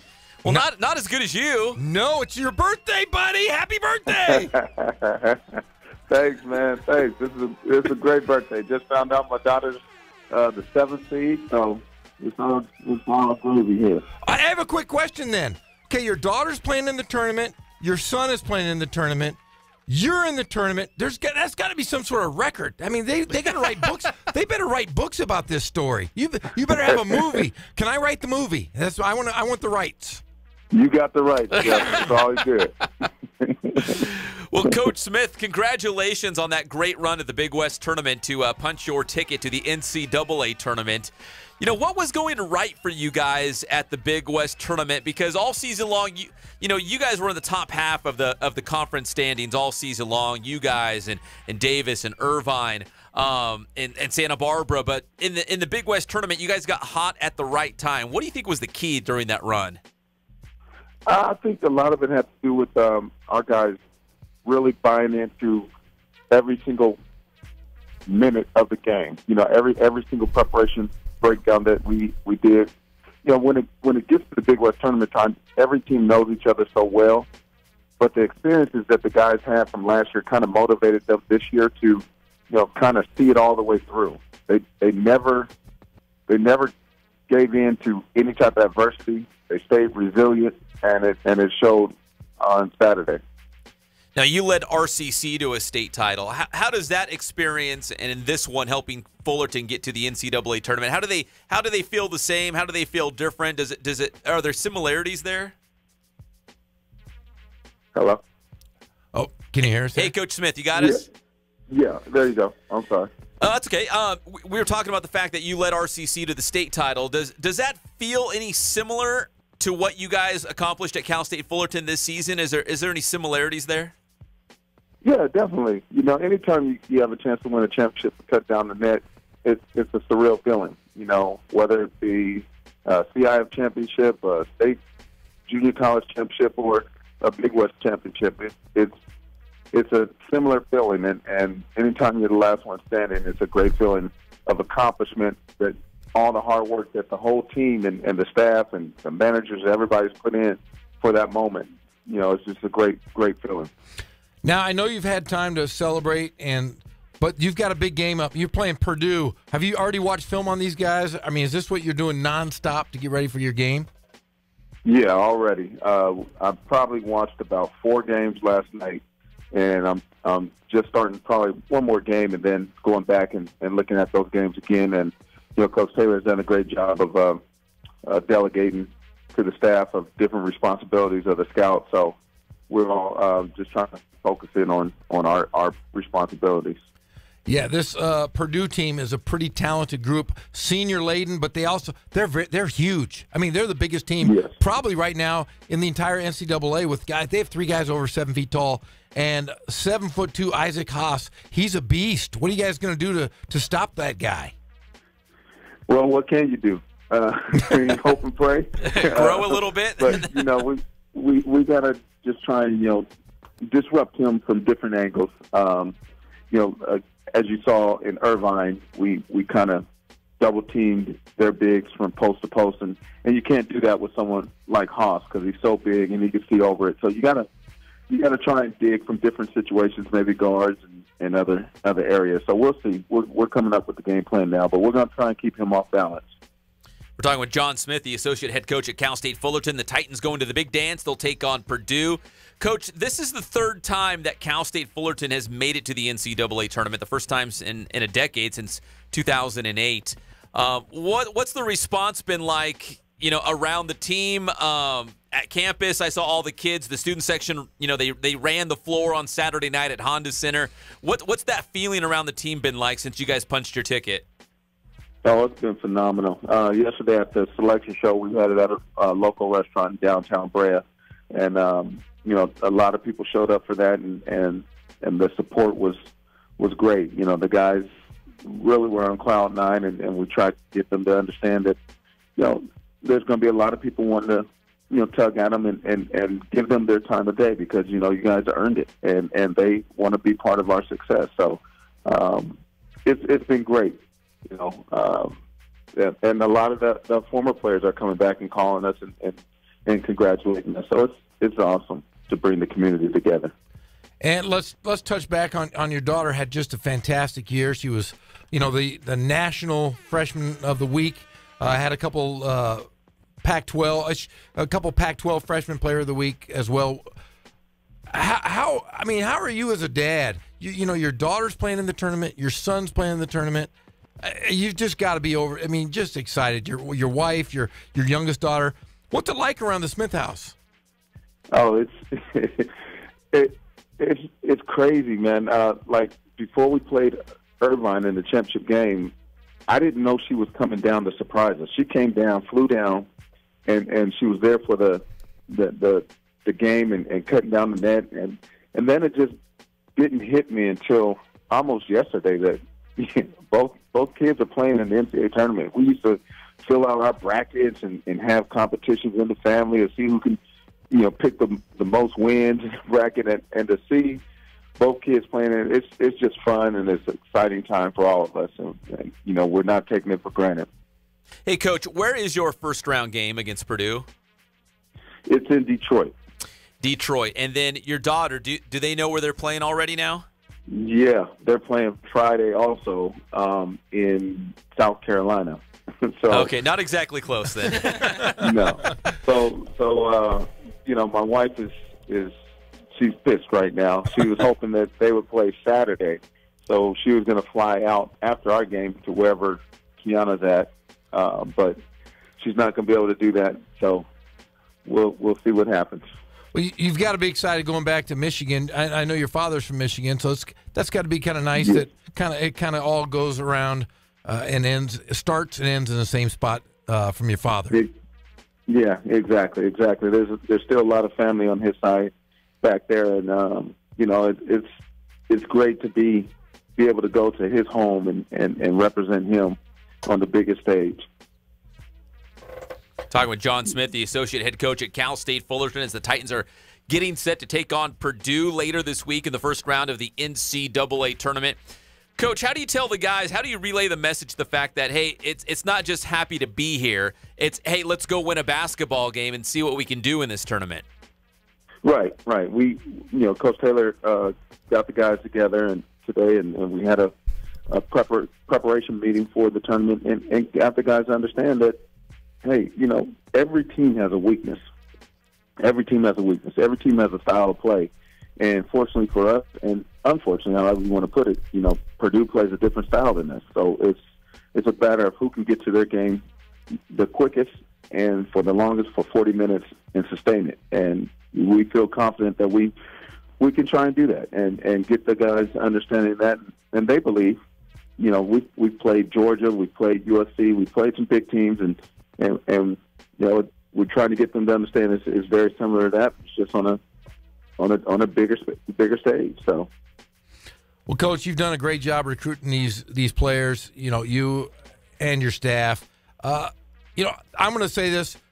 I think there's a job out there for you to be a Division I head coach. You've done a great job when you were at Riverside Community College, won a state championship. And I've made it known that I thought that you or Justin Bell deserved the UC Riverside job. But I will say this, the ceiling on your career is just starting, and I think we all at Riverside have rallied around you, and we know right now you're at Cal State Fullerton, but there are big plans. God has plans for you. We all have plans for you to be the next big Division I head coach. What are your thoughts? I mean, I know that you want to be a head coach.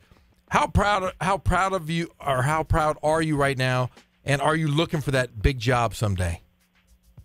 Well, you know, yeah, thank you for that, Jeff. I appreciate that.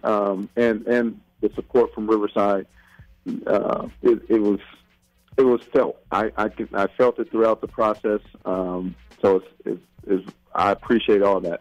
But, you know, going back to your question, yeah, eventually I would love to be a head coach again, you know, but, you know, God has a plan for us all. And that's why the way I look at things, you know, I thought for sure that I'd be a great fit for UC Riverside, and obviously that wasn't the case. But, you know, I don't focus on you know, those decisions. I just continue to do what I've been put on this earth for, and I feel I try to do that to the best of my abilities every day, and that's to mentor and motivate and just help people in general, not just players, but, you know, coworkers and myself, you know, and eventually it'll come, you know, a head coaching job will come.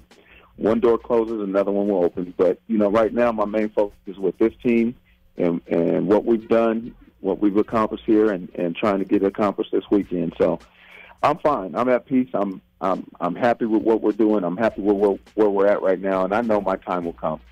Well, I hope when your time does come, it's not too far away, because I know Pep and I want to call your games wherever you go. If you're in Utah or somewhere else, I don't know if I can go that far, but if it's somewhere close by, we're in. Okay, buddy. I'm going to hold you to that. Well, Coach Smith, you know we're UC Riverside guys, but we're all fans of Fullerton this week, man. Best of luck against Purdue later this week in the first round, man. Well, I appreciate that. Thank you guys for all the support always, and let's see what we can do. Go Cal Bears, go Fullerton, go Big West, baby, and happy birthday, John. Go. Thank you, guys. Take care, man. Thank you, Coach. All right.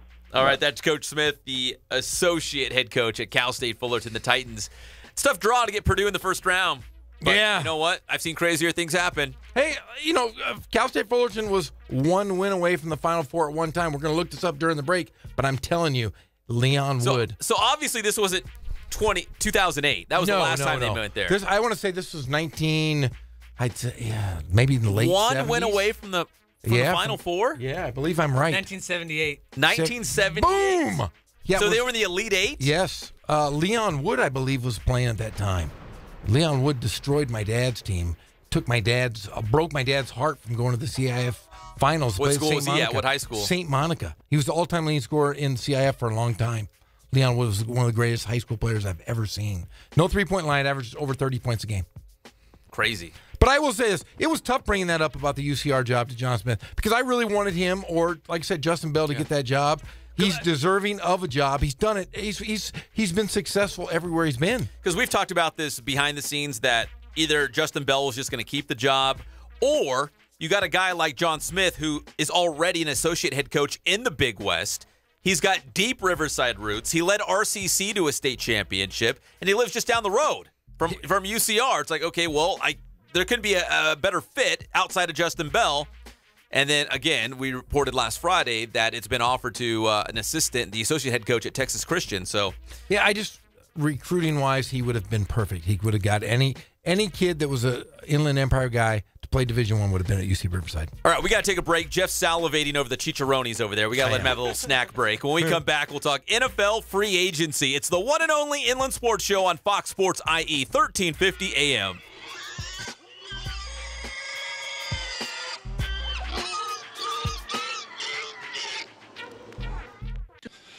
We think it would be very prudent.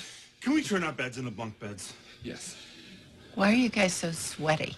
All right, we've already figured out how to do this. The beds match up perfectly. And here's the thing, it'll give us so much extra space in our room to do activities. Please say yes. You don't need permission from us to build bunk beds. You're adults.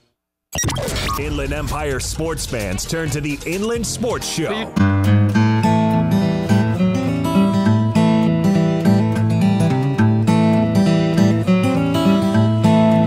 We focus on the customer here.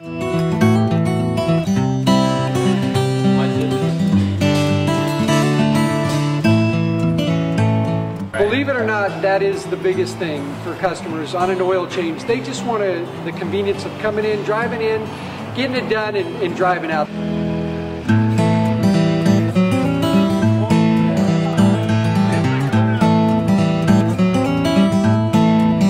We just greet them, get them going, and they're done in about 10 minutes or so.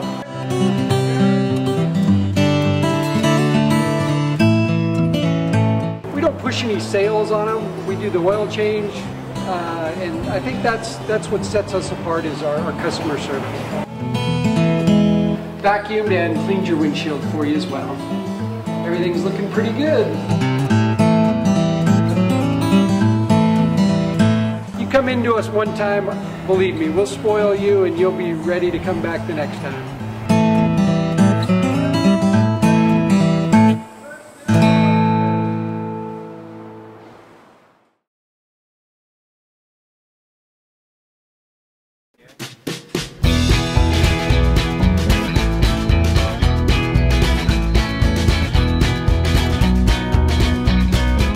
Thank God, first of all. I thank the great people that I've got around me that help support me, the people that work for me. As I started, if it wasn't for the people around me, we probably wouldn't be here right now, but I've got a great staff. I've got great people that do stuff for us outside the store, and we've been very, very fortunate.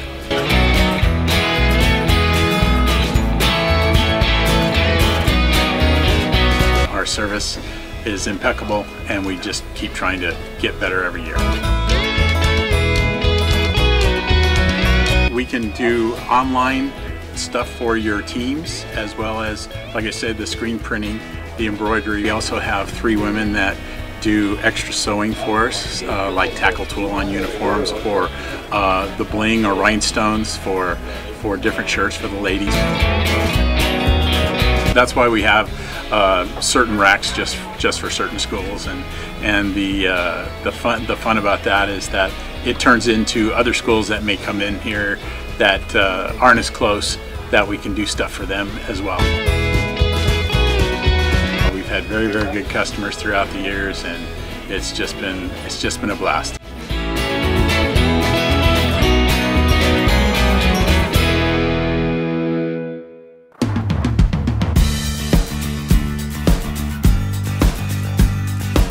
We're a small family-owned, strive for quality pre-owned vehicles. We're not a volume dealer, and we take every deal as personal to us.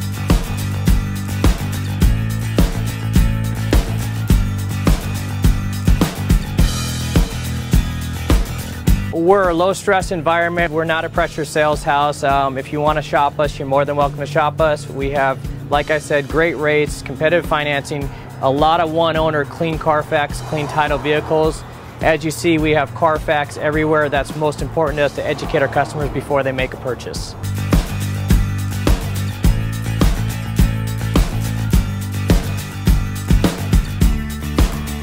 We're right off of Ontario, right off a couple exits off the 15 freeway, off Cajalco, off El Cerrito, and we're right on the main drag going into Dos Logos and the Crossings.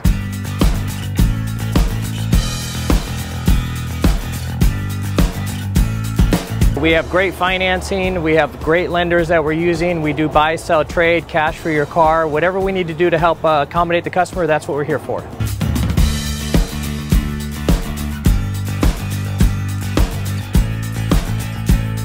We have a little bit of everything. We start at about $69.95 and go all the way up to $100,000. We have Escalades, we have commuters, we have pickup trucks, we have Jeeps, sport utilities, and if we don't have it, our specialty is finding you exactly what you're looking for.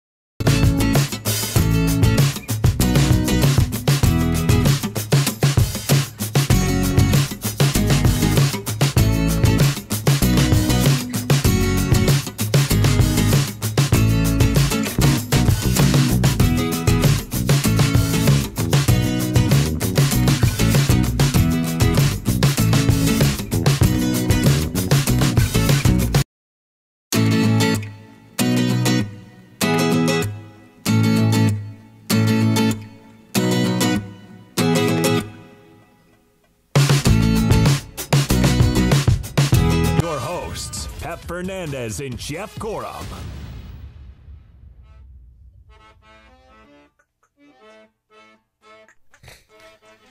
Welcome back. It's the one and only Inland Sports Show on Fox Sports IE, 1350 AM. This song, this music bed has got to be for Jeff. I know it's not for me, right, Greg? Country stuff's for me. That's my house. I love Weird Al, and that is, that was recorded. You know where that was recorded? In the bathroom at Cal Poly. Yes, it was. Right across. Yeah. We were there. I love Weird Al. Weird Al's one of my all-time favorites. Here we are at Cal Poly. It's a beautiful campus, and we're having a great time. We did the show live from outside Mott Gymnasium. Jeff's like, you know what? It's like, what, Jeff? He's like, right across the way in that bathroom over there, Weird Al put together his first song. Yes, he did. I was like, how do you even know that? Yeah, I know it all. Man. Hey, did you see that Cal State Northridge hired their coach? Who? Mark Gottfried. He was the head basketball coach at North Carolina State. Jim Herrick is going to be his assistant coach. Jim Herrick? Jim Herrick. The UCLA won a national title? Yes. Jim Herrick? Steve Lavin is reportedly rumored to be the next head coach at Fresno State. Is Steve Lavin coaching somewhere? St. John's? He is not. He's out there? He is Mr. TV guy. Oh. And Lorenzo Romar, the associate head coach at the University of Arizona, took the job at Pepperdine today. He is going back to Pepperdine where he started his coaching career. He did? Yes, he did. Full circle. So yes, full circle. And all four of those guys were the staff at UCLA when they won the national championship. All those guys were? All of them were on the staff. That was the four coaches at UCLA when they won the national championship. Jim Herrick now going to be the assistant coach at Cal State Northridge? To Mark Gottfried, his former associate head coach. Was Mark Gottfried let go from NC State? Yes, he was. He's been a TV guy, too. Okay. So now that it's because that's ACC. That's a big-time college basketball. Big-time program. That's a good get for them, right? Yeah, I mean, it's for huge, Northridge. It's huge for Northridge. And Jim Herrick alone, just for recruiting, right? Like, oh, my gosh, it's Jim Herrick. Like, I want to go, play for that program. I'm not going to play for that program, but that's okay. Northridge is going to be a lot better with them at the helm. And what did Jim Herrick tell you, Jeff, when they were recruiting you at UCLA? I said, hey, who else are you recruiting? And he said, hey, if you got to ask, you really don't want to be a Bruin. I said, wait a second here. I want to be a Bruin. I'm curious because you're recruiting my buddies. I want to see if you're going to answer me correctly. Well, if you got to ask, you don't want to be a Bruin. Get out of here, Gorham. So I said, I left myself. I said, this is the silliest thing ever. I said, I know you're recruiting. You're recruiting my buddies. I want to know. I want to hear it from you. He wouldn't tell me. So I was gone. I was out of there, Jerry. I was not Took your talents to Cal Berkeley. I did, and I wanted to be a Bruin. I did. I wanted to be a Bruin. I wanted to go to school with my boy Tracy, Mitchell Butler, those guys. Your future could have been so different. I wouldn't have met Smedberg. I wouldn't have met you, Pep Fernandez. No. I wouldn't have met Greg Holla. You might be a millionaire, like being a big-time TV analyst on some national network. What are you talking about? I'm a big-time millionaire on a local network. I'm on Riverside TV doing high school football. I'm doing college hoop games. You're right. with My bad. UPEP. You're right. What are you talking You're about? right. This is the best gig in the world. I got radio. I take it all back. 5 days a week, 3 hours a day. How dare you besmirch my name? I take it all back. Okay, thank you. I forgive you. I forgive you. Some NFL news. We've been talking about free agency. Officially begins the new NFL season on Wednesday, and free agency period also. I know there's a lot of wheeling and dealing right now, guys agreeing to contracts and whatnot, but they can actually sign them with the start of the new season on Wednesday. That would be the 14th of March. Richard Sherman has agreed to go to the San Francisco 49ers. It looks like a 3-year deal, and he negotiated his own contract. He doesn't have an agent. He does it himself, but he's a Stanford guy, so you know he's smart. So he negotiated his own deal. And it's being reported that the fact that the 49ers play Seattle twice every single year because they're in the same division was a big reason why he picked San Francisco, because he's a little vengeful, as they put it. Well, why would he be vengeful? They got rid of. I mean, he had a great career in Seattle. Where was the quote? It was something like the Legion of. Oh no, I'm going to read it. You keep talking. The Legion of Boom is no longer. No, everybody's gone. They're old. Or they're old. I mean, look at him. He's old. Let's talk about Richard Sherman here for a minute. How good is he actually going to be? I know he's Mr. Smack Talker, but he just tore his Achilles, for gosh sakes. He's going to be great. You think so? Oh, I'm a 49er fan. He better be great. But what if he's not? What if he comes back and he's... He better be, because the Rams are loading up. The Rams are going to be good. Super Bowl contenders. He not only had one surgery on his Achilles, on the other Achilles, he had that surgery cleaned up. How good can he be? That's the injury that really slowed down Kobe Bryant. But he's the beginning of the end. Hey, how many did he get in his last game? I don't know, 60? Yeah, exactly. Yeah, they let him have it. Whatever. I could have got 60. Whatever. No one was guarding him. It was like a big Kobe Bryant party. Let's celebrate Kobe. He's wonderful. Hey, now how good is the division now with him, though? Best. I mean, he just left Seattle to go to the 49ers, but like all of a sudden, it's the Rams and the 49ers. Again, we've said this before on this show. They're going to have a long rivalry for years to come. They're both young, and they're both really good. I think Seattle and Arizona are trending down now. And that's my take. The Rams trending up. The Rams are reloading. They have two great corners, but they're a little crazy, but they're really, really Marcus good. Peters and Aqib Talib. Those are little rough around the edges. It's going to get a little loose, but they're good. Tough bookends to throw against, though. Those guys. Hey, that's why the 49ers are going big, man, because they know the Rams are going to run away with this if they don't watch it. Dude, the Rams are going to win the World Championship, the World Super Bowl. Hey, slow your roll, Jeff. You're going to win it over and over. You eat a couple chicharrones, you get all crazy. Not one, not two, not three. 10 Super Bowls. 10. 10? Jack Skellington is going to lead them to victory in 10 Super Bowl championships. We're going to talk dynasty, my friend. You want to hear what Richard Sherman tweeted out this morning? What did he say? This is Richard Sherman on Twitter, the verified one. He's a ding-dong. 2 million plus followers. Quote, instead of getting upset with me for going to a new team, how about you get upset with the people who forced me to go? Whoa, hold on. There's more. Put down the chicharrones. Besmirching. If one job fires you and another job offers you a great position, I highly doubt most people would go back to the old job for a lot less money. End quote. Twitter. Bang.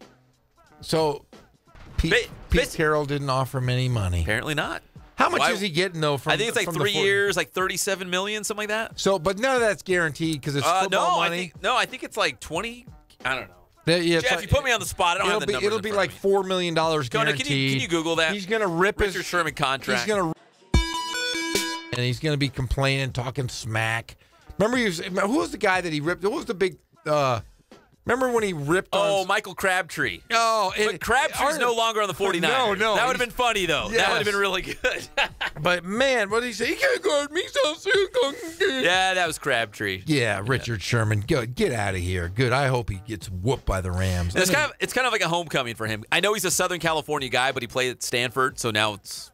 Because now they're in Santa Clara. The 49ers are in Santa Clara, so it's really close to Palo Alto. So anyways, don't they play at the same stadium, or does Stanford have their own stadium now? No, Stanford has their own place. They do? Yeah. But they did play at They played at Stanford Stadium while they were building the Levi Stadium. Did they? Yeah. Maybe they did. Yeah, I have friends that go to Stanford. I have smart guys. Yeah, smart guys. All right, Kona's going to look up the contract. I think it's like 3 years, $37 million, like $20 million guaranteed, something like that. 3 years and up to $39 million with a $5 million signing bonus. So yeah. Yeah. Hey, He'll when break we come back, we're gonna make a left turn to NASCAR, and I'm gonna tell you about how I watched golf. What? Golf. I watched golf too this week. You did? I did. See, it's big time. Yeah. We'll be right back. It's the one and only Inland Sports Show on Fox Sports, IE 1350 AM.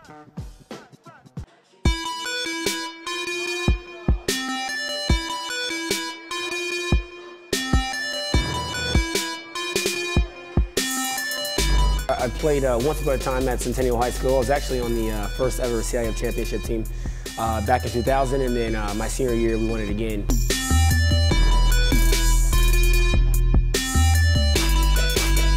I'd say that's my passion because I've done it. You know, I know exactly where these athletes are at. I know what their mindset is right now. I know how hard it is to, number one, find a performance coach who can take you to the next level.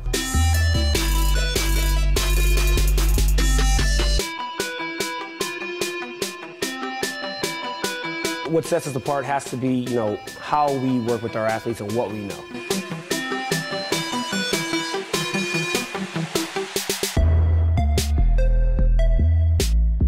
We can take an athlete and you know, help them reach their athletic potential, you know, help them, you know, prevent injuries, help get them stronger.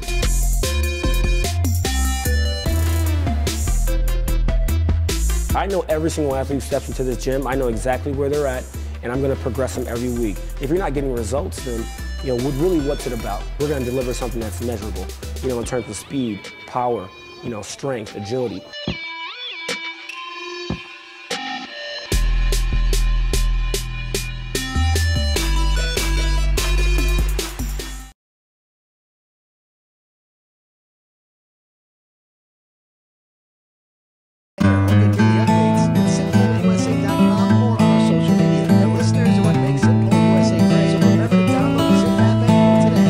Focus on the customer here. I love it when I come across a zip code where men and women have totally opposite teams. So 65% of women think it's our destiny. Believe it or not, that is the biggest thing for customers on an oil change. They just want the convenience of coming in, driving in, getting it done, and driving out.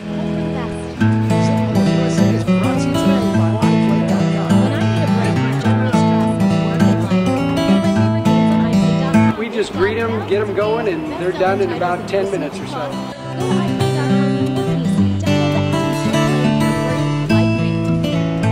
We don't push any sales on them. We do the oil change, and I think that's what sets us apart is our customer service. Vacuumed and cleaned your windshield for you as well. Everything's looking pretty good. Come into us one time, believe me, we'll spoil you and you'll be ready to come back the next time. Live from Las Vegas. Go to BillboardLatinConference.com and reserve your ticket bundle to the conference and award show. Hi.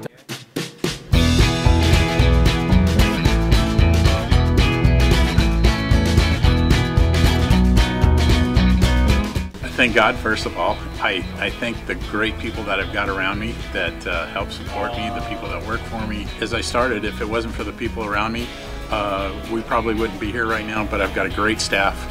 I've got great people that do stuff for us outside the store, and we've been very, very fortunate.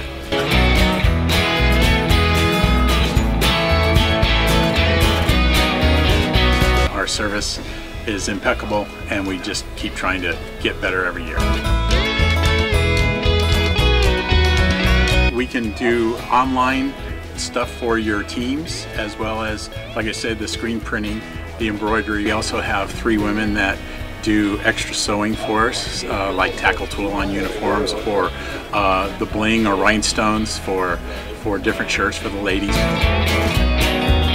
That's why we have certain racks just for certain schools, and the fun about that is that it turns into other schools that may come in here that aren't as close, that we can do stuff for them as well. We've had very, very good customers throughout the years, and it's just been a blast.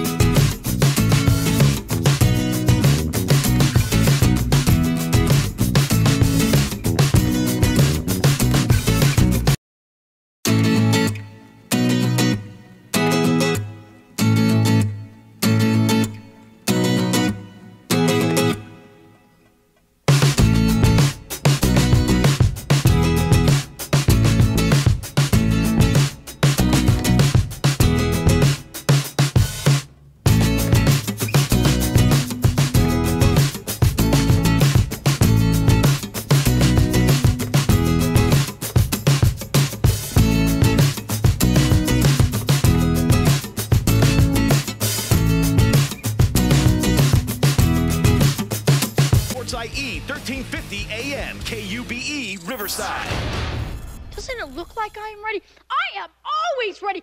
I have been ready since first call. I am ready. Roll.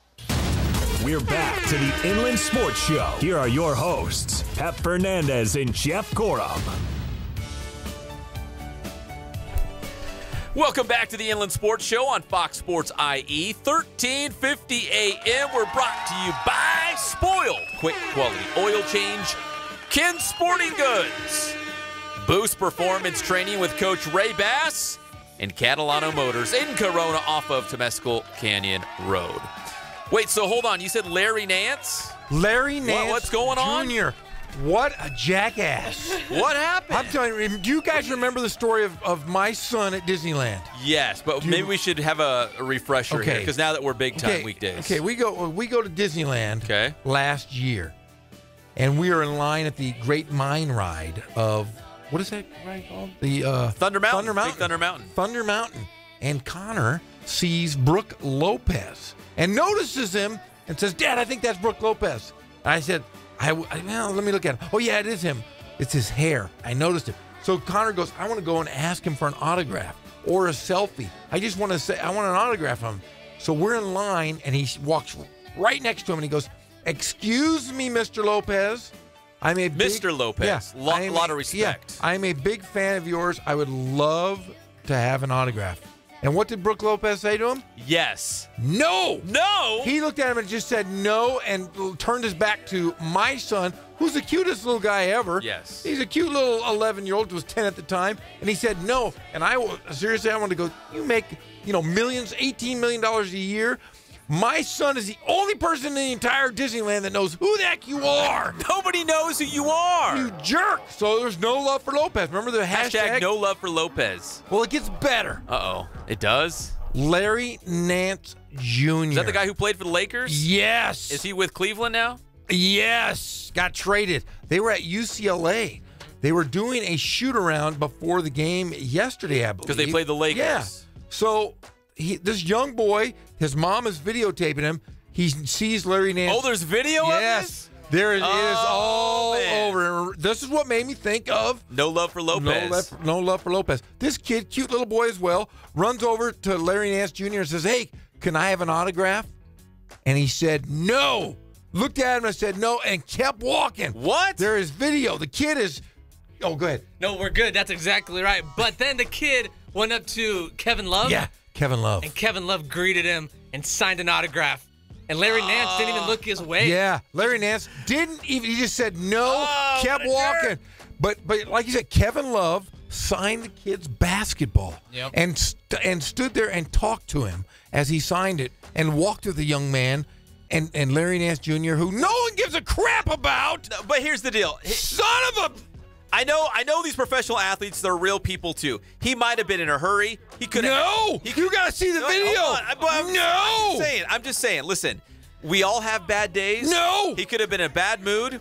BS! He could have had diarrhea. He had to get to the bathroom. No! We have no idea. No. I'm trying to defend him. I'm trying to come from the other side. Larry Nance Jr., you jackass! The coach might have said you got to go straight to the locker room. You go straight to hell, Larry Nance! There's no, you can't defend him. You watch the video. Anybody who's listening right now, go to the Twitter. The Twitter sphere. It is all over. It's rampant. And Larry Nance Jr. is a jerk. But Kevin Love, I got a lot of love. Hashtag love for love. I got a lot of love. So no love for Brooke Lopez. No love for Larry Nance Jr. And you go to hell, Larry Nance Jr., and I'll see you there. You're angry. Oh, I'm angry. Bringing up those old Disneyland Oh, memories. that jerk, Brooke Lopez. I'm glad. I don't even want to say his name. Brooke Lopez. I hate him. No love for Lopez. No, he's gone after this year. It doesn't matter. He's a rental. He's a rental car. He's like a little Honda, a little dumb car. And it's not even like Larry Nance Jr. is any good. No, he can jump though. Yeah, he can jump. That's great. I know a lot of people who can jump. Yeah, you need to go to this tonight when you're kissing your daughters goodnight. And your daughter wants, your daughter's a big-time gymnast.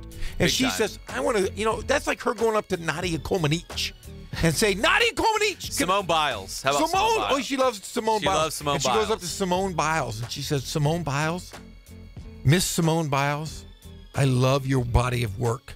You're a gold medalist. You're an all-around champion. Can I please have an autograph? Yes. No! No! Wouldn't that just... It would crush her. Yeah, it would crush her. Yeah. Wait till you see the video of this little boy crushed. And my son, your friend, my son, Connor Gorham, was crushed. Yeah. Crushed because of Brooke Lopez. That's a real jerky move. Yeah. Real jerky. But Simone Biles, that's just the same thing. So tonight when you go home, I want you to show her the video of how people can be. And when your daughter becomes famous, she better always, always sign autographs.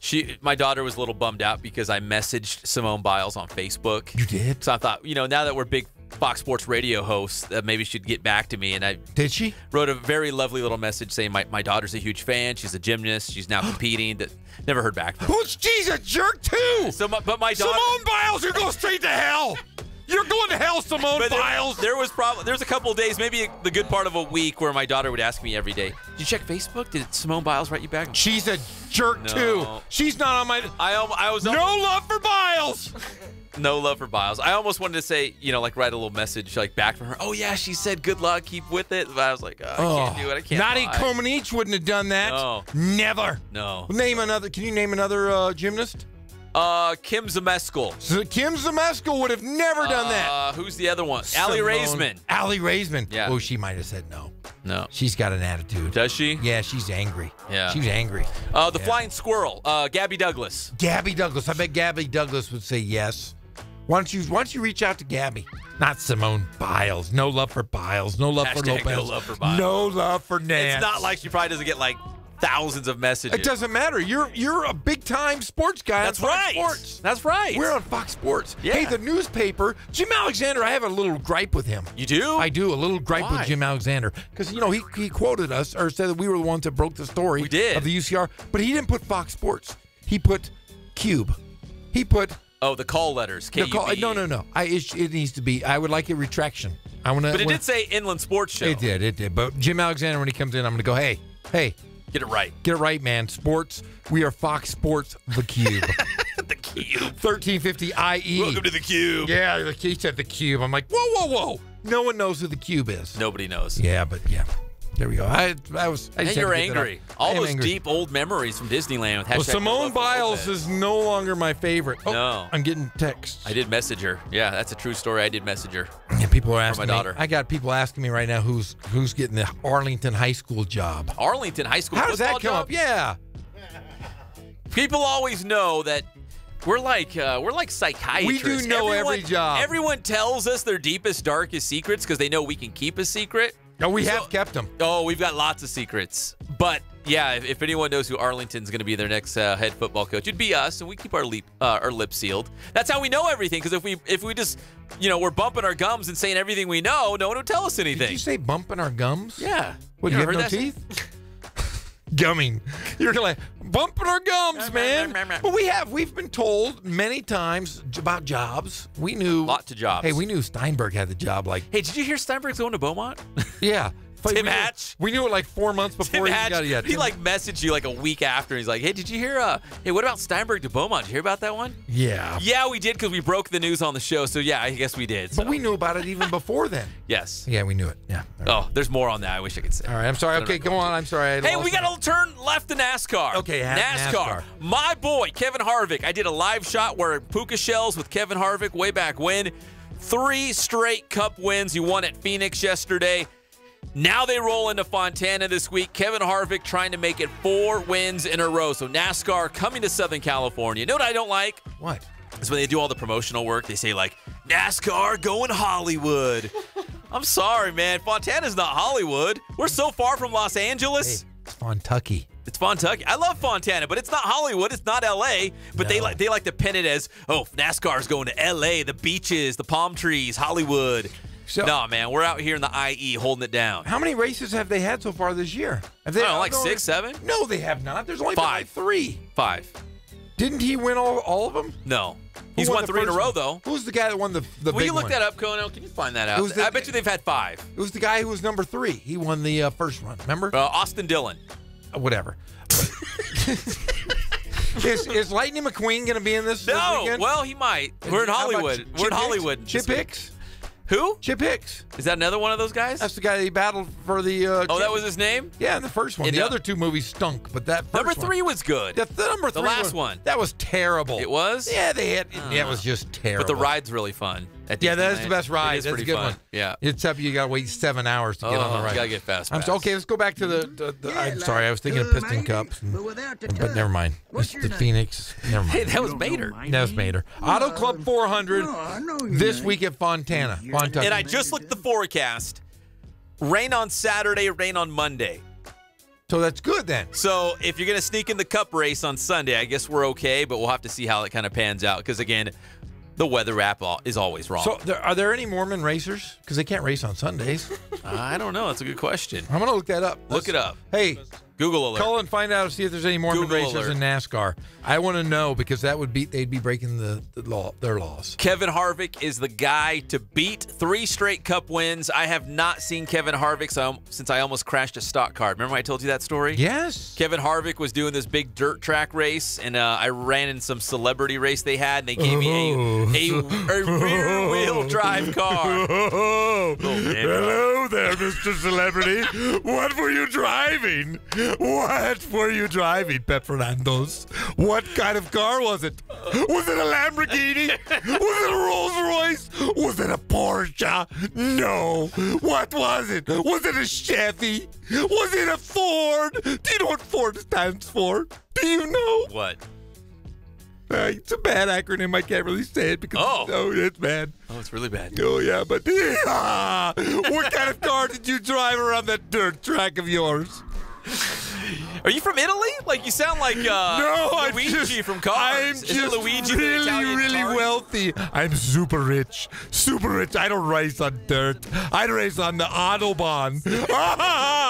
What were you racing, Pep Fernandez, in your celebrity race?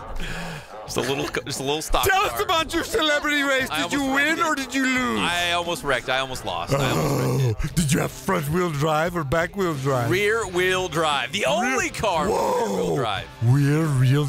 I almost crashed it. You did? I almost crashed. So what kind of celebrity? In front of Kevin Harvick. Kevin Harvick was watching. I almost smashed up a car.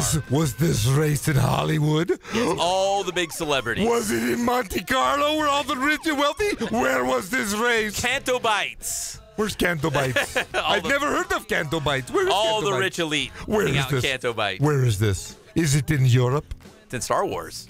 What? Canto Bites. No, but where was your celebrity race? Was it abroad or was it here in the United States? It was in the mean streets of Bakersfield. Oh, that's nowhere. That was nowhere. Sorry. Jeff is losing his mind. He usually does at least once a day. It's come a little late today. But you Like, said like you were a 5:15. racer, and I was thinking maybe you raced on like the Monte Carlo, the Grand Prix. No, this is like dirt mud clods. This is Did you have a helmet? Yes. Was your car all dented? Yes. And I almost flipped it. I almost rolled it in front of Kevin Harvick. Kevin Harvick. So I haven't seen Kevin Harvick since I almost destroyed some poor guy's car. Were you racing in puka shells? No, that was a different time. That was a different time. Hey, and finally, I watched golf over the weekend. I never watched golf. I watched golf on the television set. Did you watch golf? Of course I watched golf. It's El Tigre. What? Yeah. Of course. That's exactly why. Tiger Woods was in the hunt. He finished runner-up to Paul Casey at 9 under par.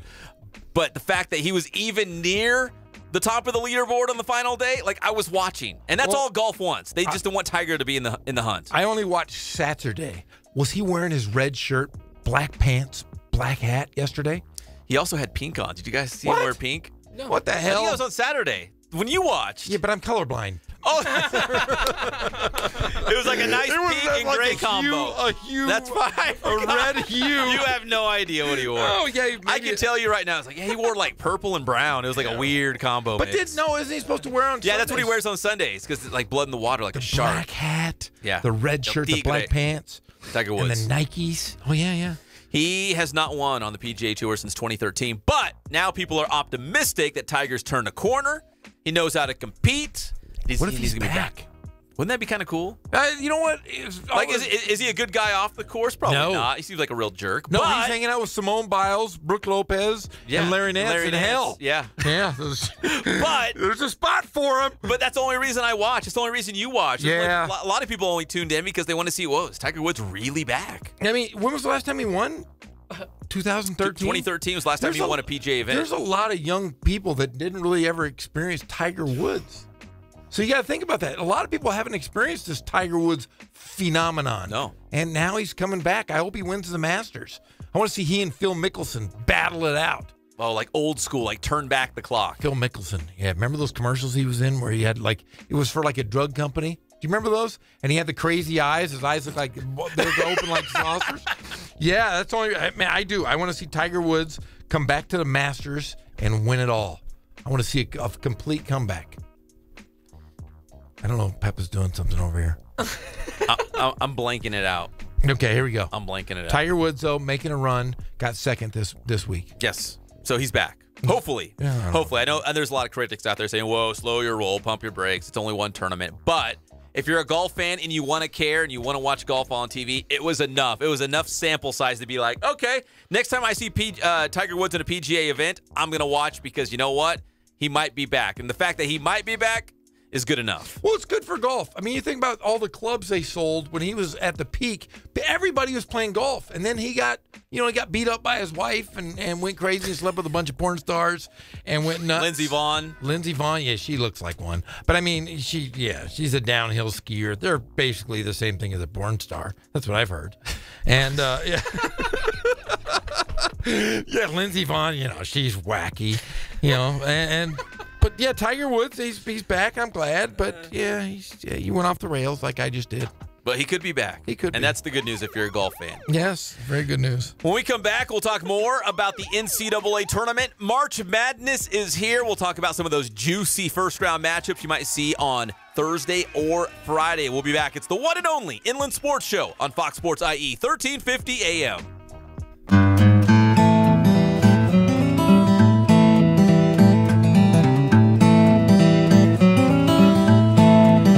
Focus on the customer here.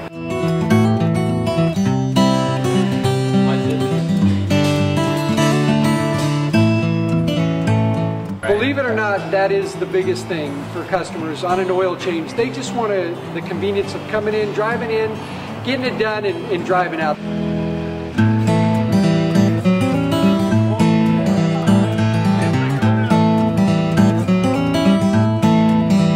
Just greet them, get them going, and they're done in about 10 minutes or so.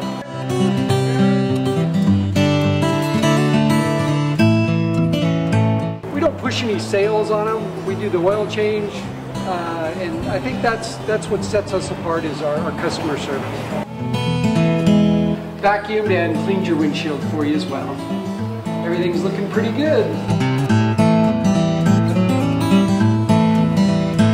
Come into us one time, believe me, we'll spoil you and you'll be ready to come back the next time.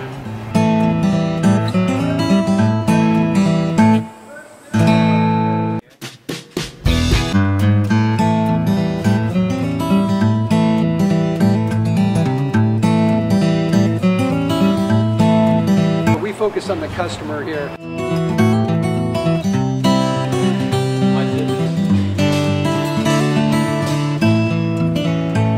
Believe it or not, that is the biggest thing for customers on an oil change. They just want the convenience of coming in, driving in, getting it done, and driving out.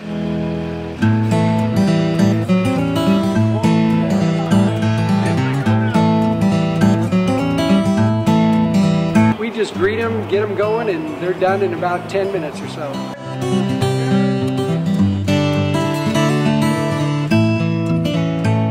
Push any sales on them. We do the oil change, and I think that's what sets us apart is our customer service. Vacuumed and cleaned your windshield for you as well. Everything's looking pretty good. You come into us one time, believe me, we'll spoil you and you'll be ready to come back the next time.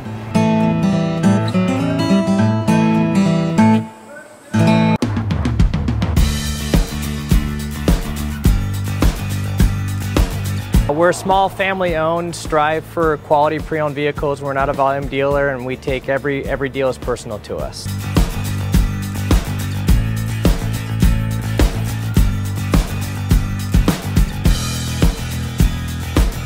We're a low-stress environment. We're not a pressure sales house. If you want to shop us, you're more than welcome to shop us. We have, like I said, great rates, competitive financing, a lot of one-owner, clean Carfax, clean title vehicles. As you see, we have Carfax everywhere. That's most important to us, to educate our customers before they make a purchase.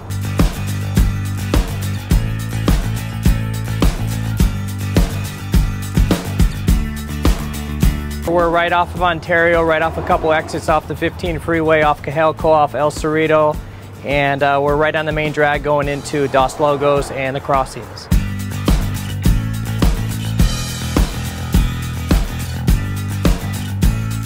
We have great financing, we have great lenders that we're using. We do buy, sell, trade, cash for your car, whatever we need to do to help accommodate the customer, that's what we're here for.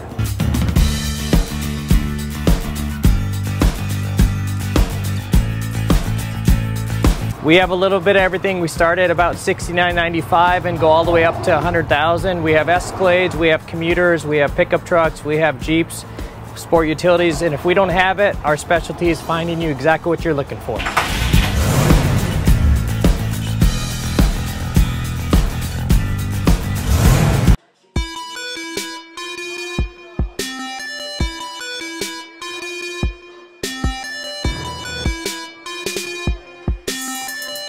I played once upon a time at Centennial High School. I was actually on the first ever CIF championship team back in 2000, and then my senior year we won it again.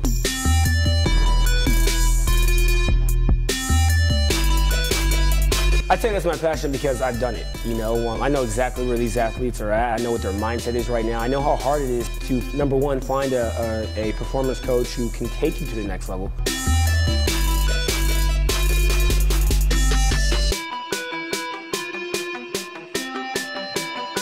What sets us apart has to be, you know, how we work with our athletes and what we know.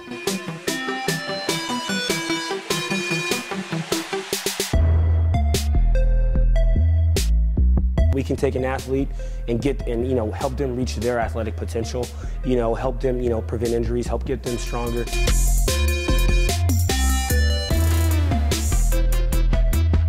I know every single athlete who steps into this gym. I know exactly where they're at, and I'm going to progress them every week. If you're not getting results, then, you know, really what's it about? We're going to deliver something that's measurable, you know, in terms of speed, power, you know, strength, agility.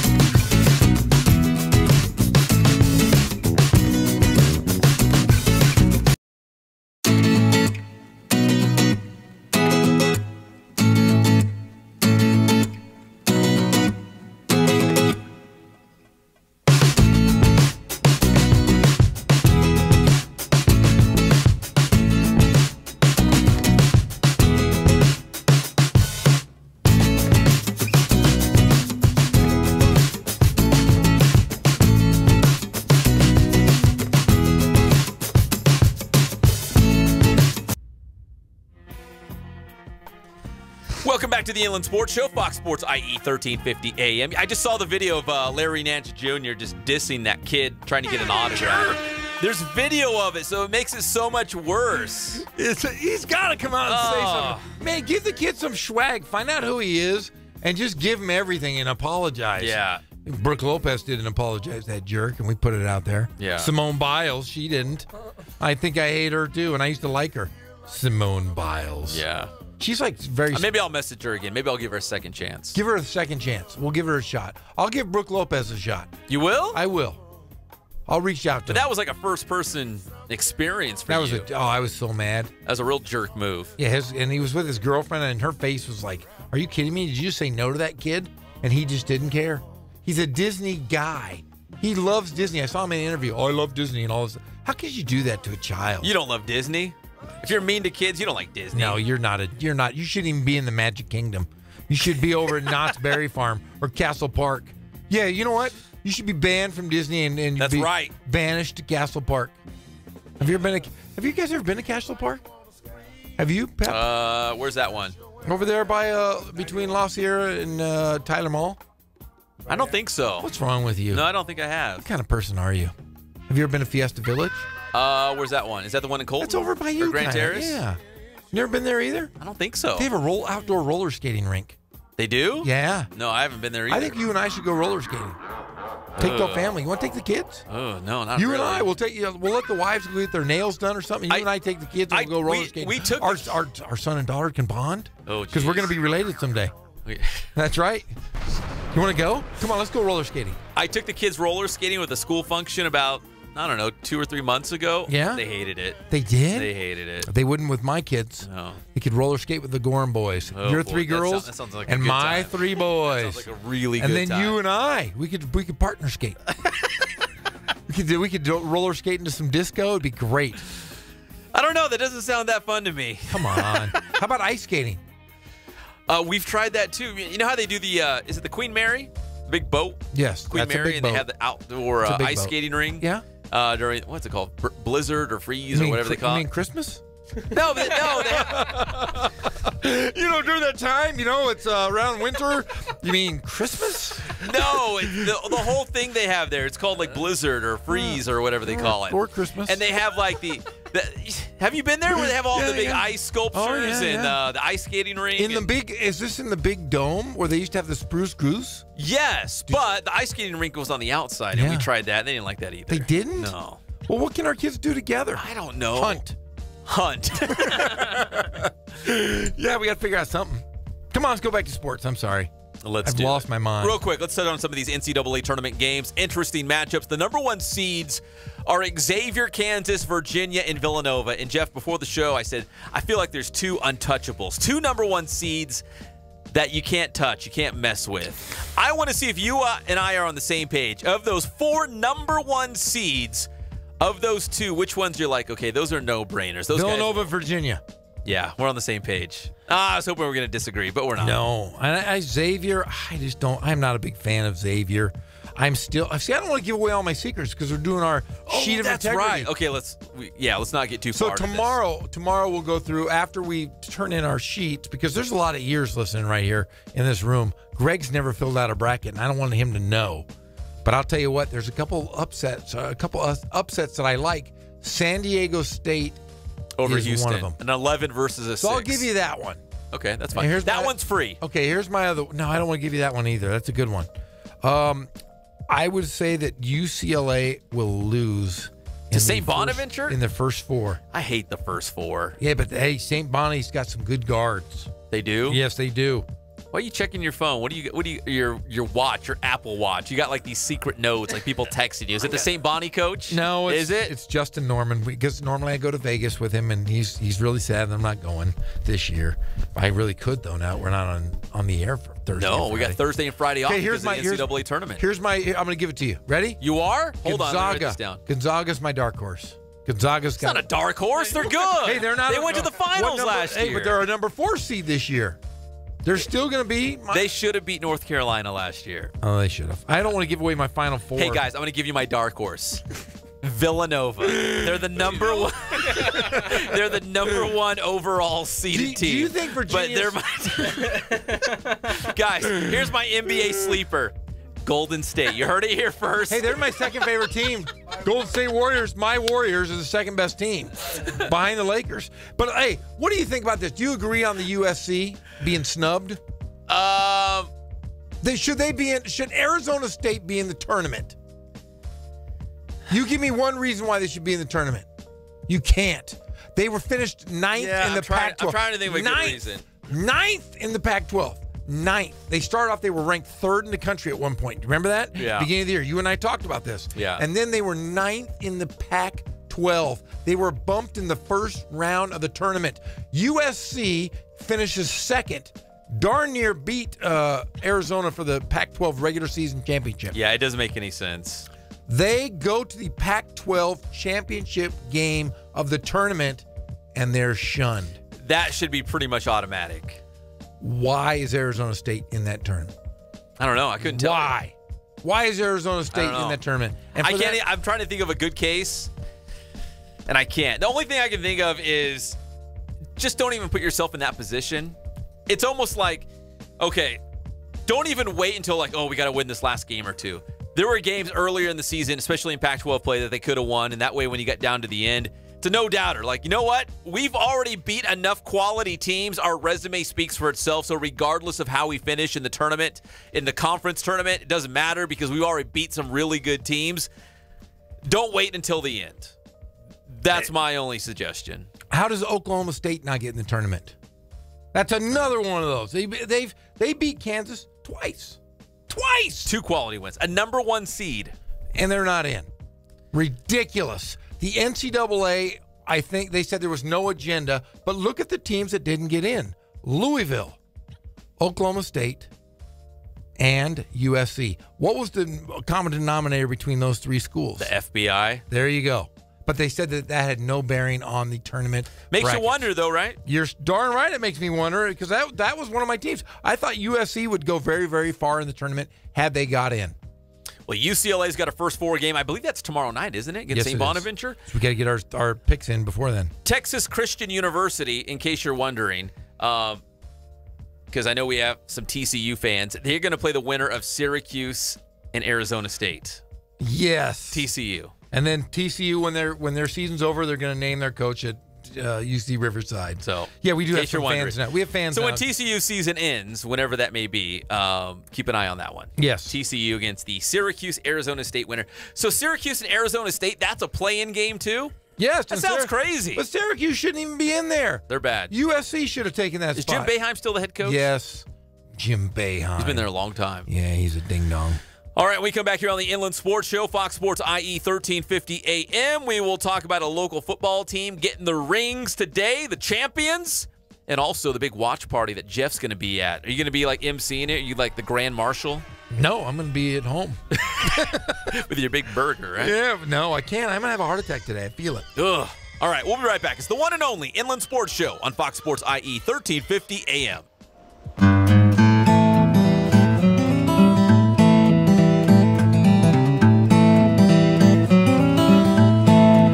We focus on the customer here.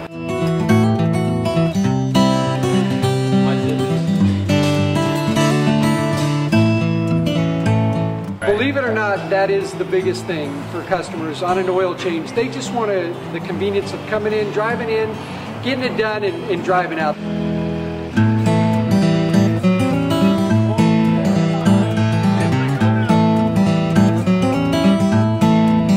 We just greet them, get them going, and they're done in about 10 minutes or so.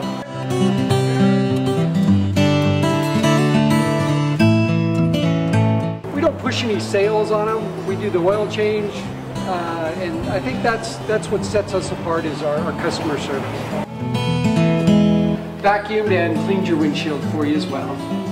Everything's looking pretty good. You come into us one time, believe me, we'll spoil you and you'll be ready to come back the next time.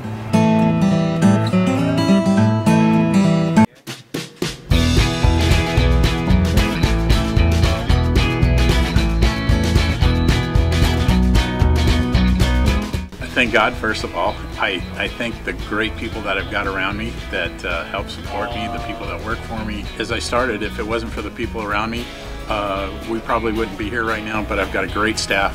I've got great people that do stuff for us outside the store, and we've been very, very fortunate.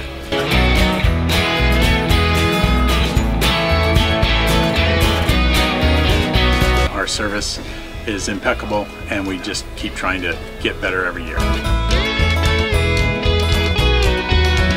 We can do online stuff for your teams, as well as, like I said, the screen printing, the embroidery. We also have 3 women that do extra sewing for us, like tackle tool on uniforms, or the bling or rhinestones for different shirts for the ladies. That's why we have certain racks just for certain schools, and the fun about that is that it turns into other schools that may come in here that aren't as close, that we can do stuff for them as well. We've had very, very good customers throughout the years, and it's just been a blast.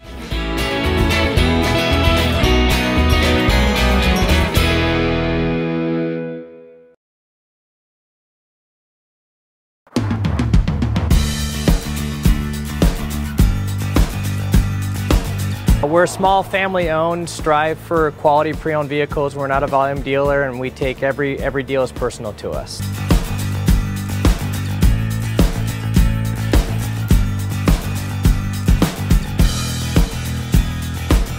We're a low-stress environment. We're not a pressure sales house. If you want to shop us, you're more than welcome to shop us. We have, like I said, great rates, competitive financing, a lot of one-owner, clean Carfax, clean title vehicles. As you see, we have Carfax everywhere. That's most important to us, to educate our customers before they make a purchase.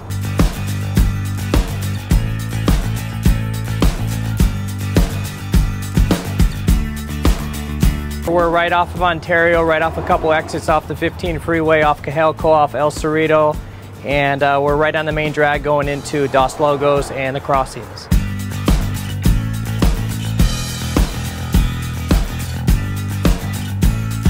We have great financing, we have great lenders that we're using. We do buy, sell, trade, cash for your car. Whatever we need to do to help accommodate the customer, that's what we're here for.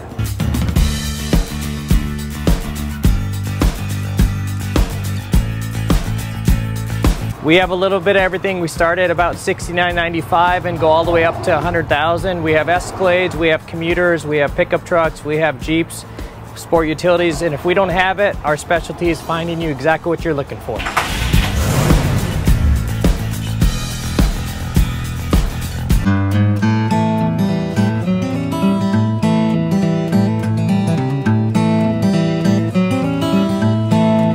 We focus on the customer here.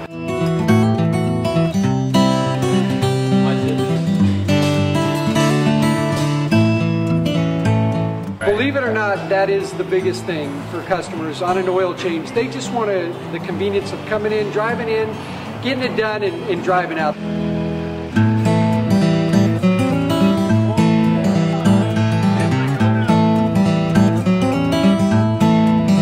We just greet them, get them going, and they're done in about 10 minutes or so.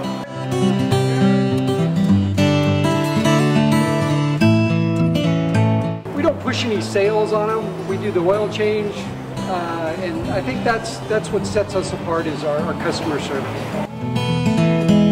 Vacuumed and cleaned your windshield for you as well. Everything's looking pretty good. You come into us one time, believe me, we'll spoil you and you'll be ready to come back the next time.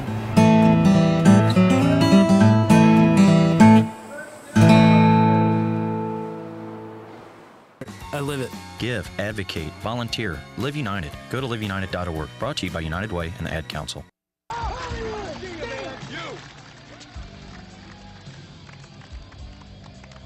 You are still dangerous.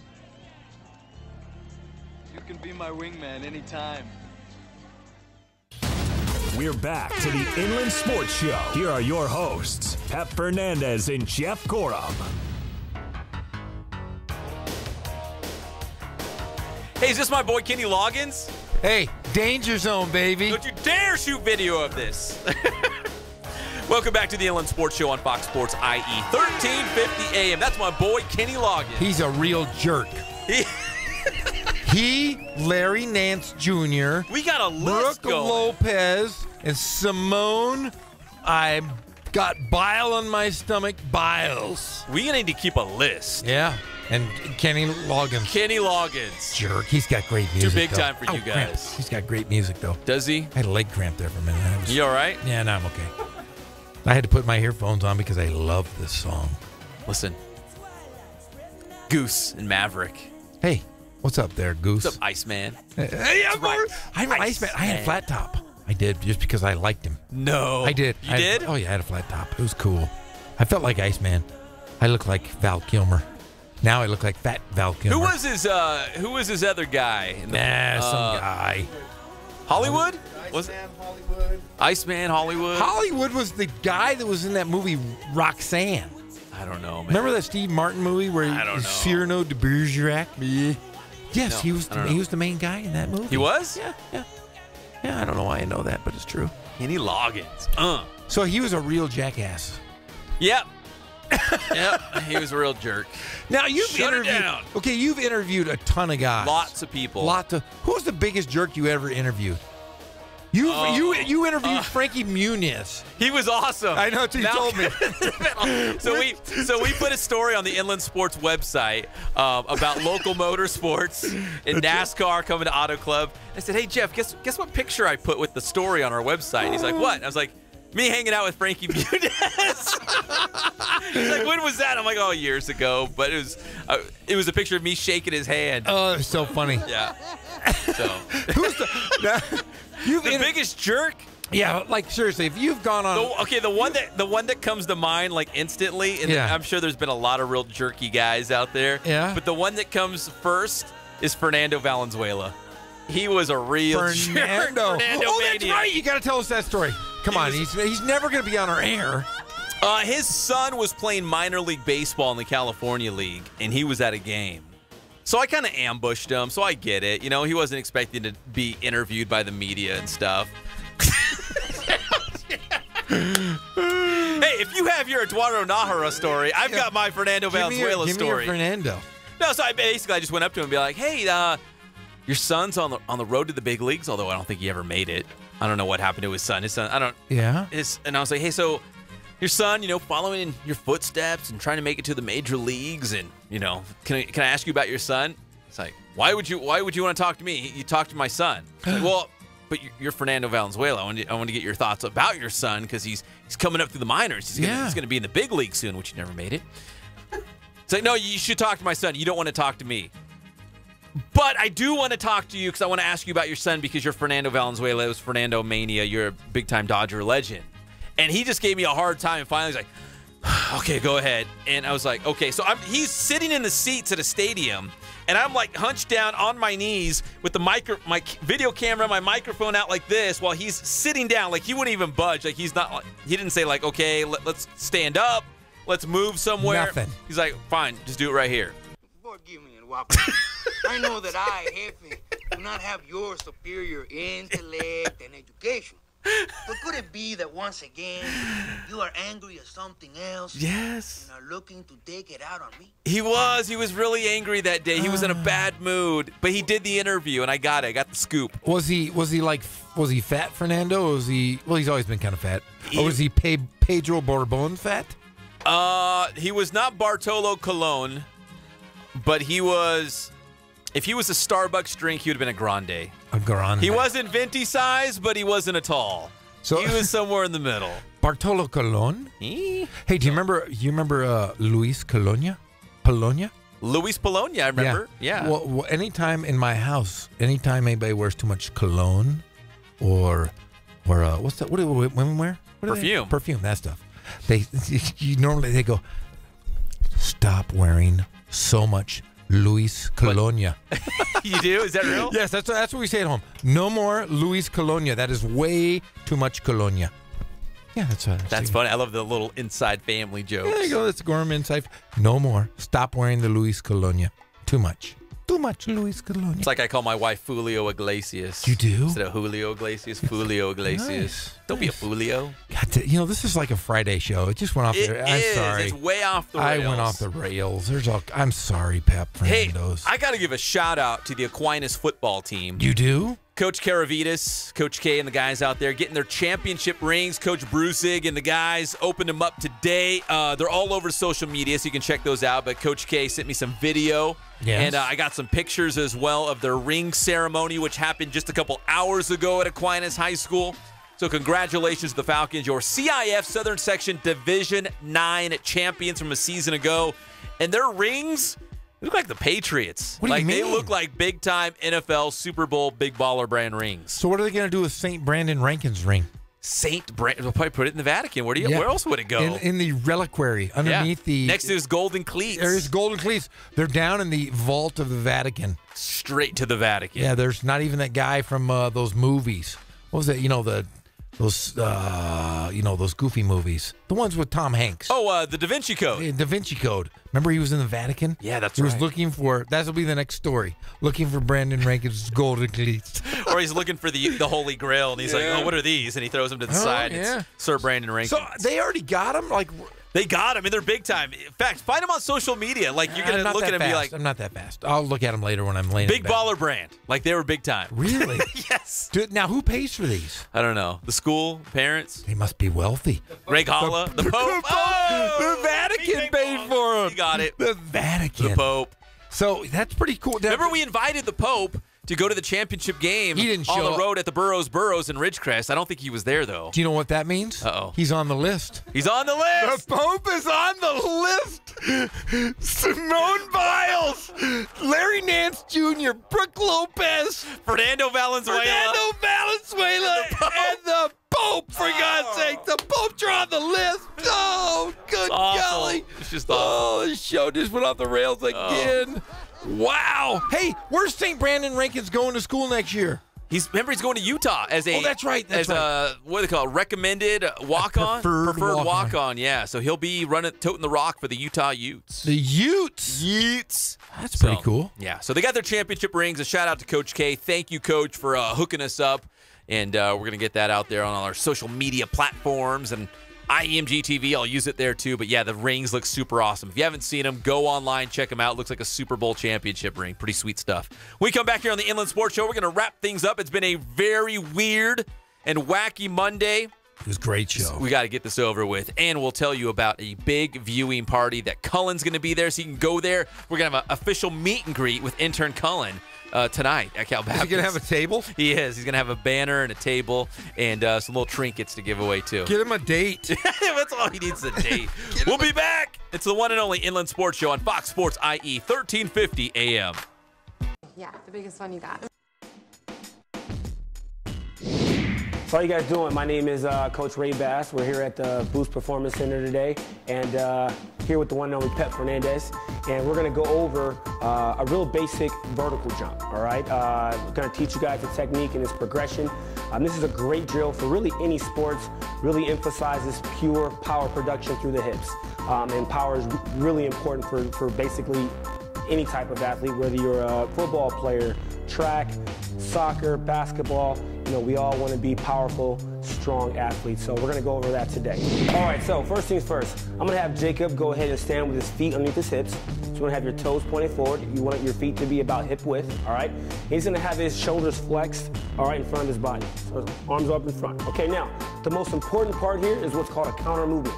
And what that is I'm going to throw my shoulders back into extension, all right? I'm going to flex my hips, all right? So the shoulders are going to be flexed, and the hips are going to, the shoulders are going to be extended, and the hips are going to be flexed, all right?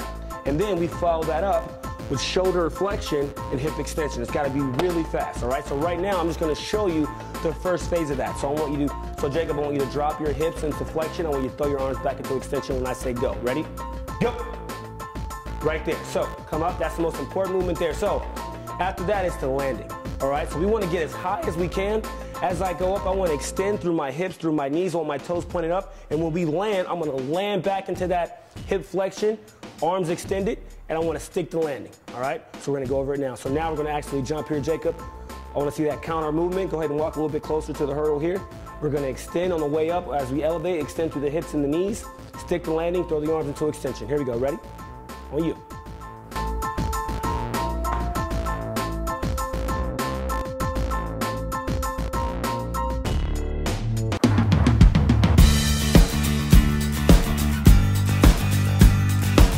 We're a small family-owned, strive for quality pre-owned vehicles. We're not a volume dealer, and we take every deal as personal to us.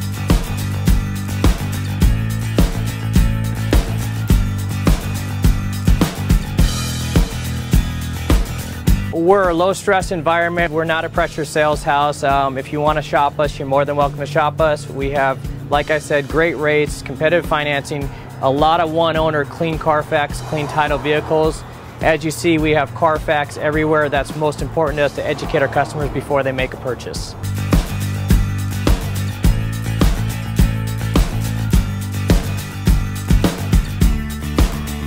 We're right off of Ontario, right off a couple exits off the 15 freeway, off Cajalco, off El Cerrito, and we're right on the main drag going into Dos Logos and the Crossings.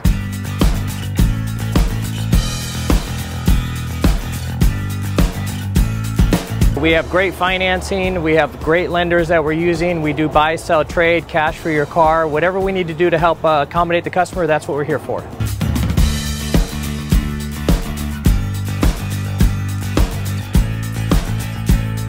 We have a little bit of everything. We start at about $69.95 and go all the way up to $100,000. We have Escalades, we have commuters, we have pickup trucks, we have Jeeps, sport utilities, and if we don't have it, our specialty is finding you exactly what you're looking for.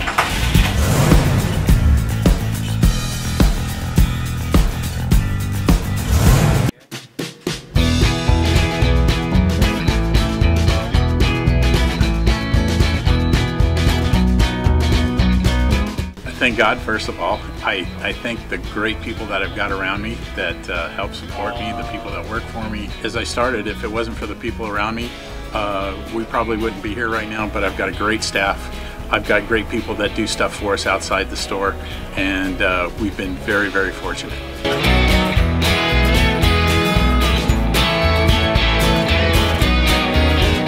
Our service is impeccable, and we just keep trying to get better every year. We can do online stuff for your teams, as well as, like I said, the screen printing, the embroidery. We also have 3 women that do extra sewing for us, like tackle tool on uniforms, or the bling or rhinestones for different shirts for the ladies. That's why we have certain racks just for certain schools, and the fun about that is that it turns into other schools that may come in here that aren't as close, that we can do stuff for them as well. We've had very, very good customers throughout the years, and it's just been a blast. America.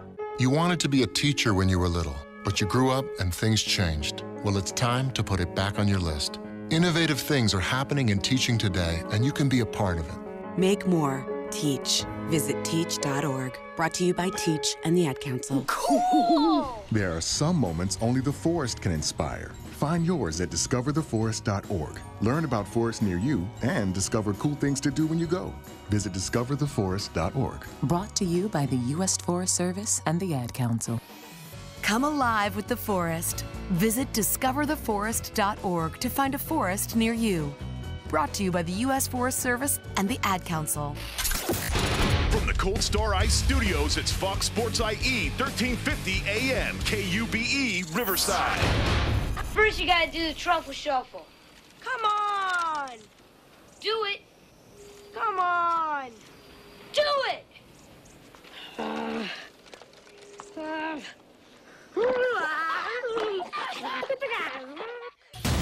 We're back to the Inland Sports Show. Here are your hosts, Pep Fernandez and Jeff Corum.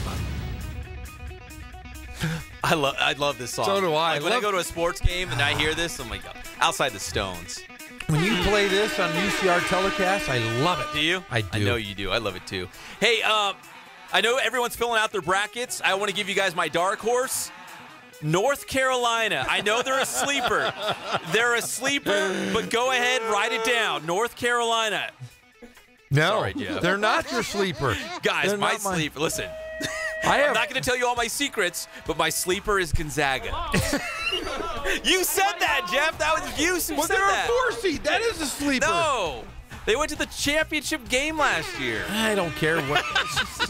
Whatever. Just like, hey, you know my favorite, you know who's going to the World Championship in basketball? My other team. Guys, listen, you heard it here first. I know a lot of people aren't talking about it, but I got Golden State. Golden State? That's my second favorite team.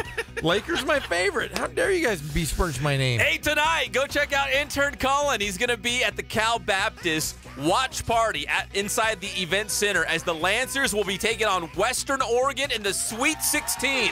A win, and CBU is moving on to the Elite 8 in Sioux Falls, South Dakota. We might even pay for Cullen to go to Sioux Falls.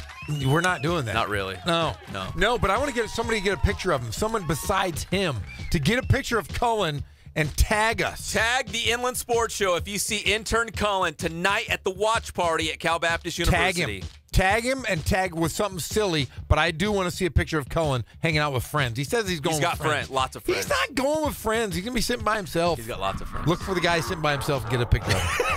It's all brought to you by Spoiled. Quick quality oil change will be spoiled by great customer service and low prices. Check them out off of Alessandro Boulevard. I'll see you soon. Bill Navigado, Kin Sporting Goods. More than 40 years in the Inland Empire with all of your sporting gear needs. Embroidery, the print shop, they do it all. KinsSportingGoods.com is the website. Kins Sporting Goods over there in Horsetown, USA, Norco, California. Boost Performance Training with Coach Ray Bass. Ask for him by name. Make sure you follow them on Twitter and Instagram. And check out the strength and speed class. The first one is always absolutely free. And Catalano Motors in Corona off of Temescal Canyon Road. Buy, trade, finance. So easy. No pressure at Catalano Motors off of Temescal Canyon Road. Tomorrow on the Inland Sports Show, more of this NCAA hoop basketball talk and the CIF Southern Section playoffs and the latest on NFL free agency. We'll see you tomorrow, 3 o'clock right here. The one and only Inland Sports Show on Fox Sports IE 1350 AM.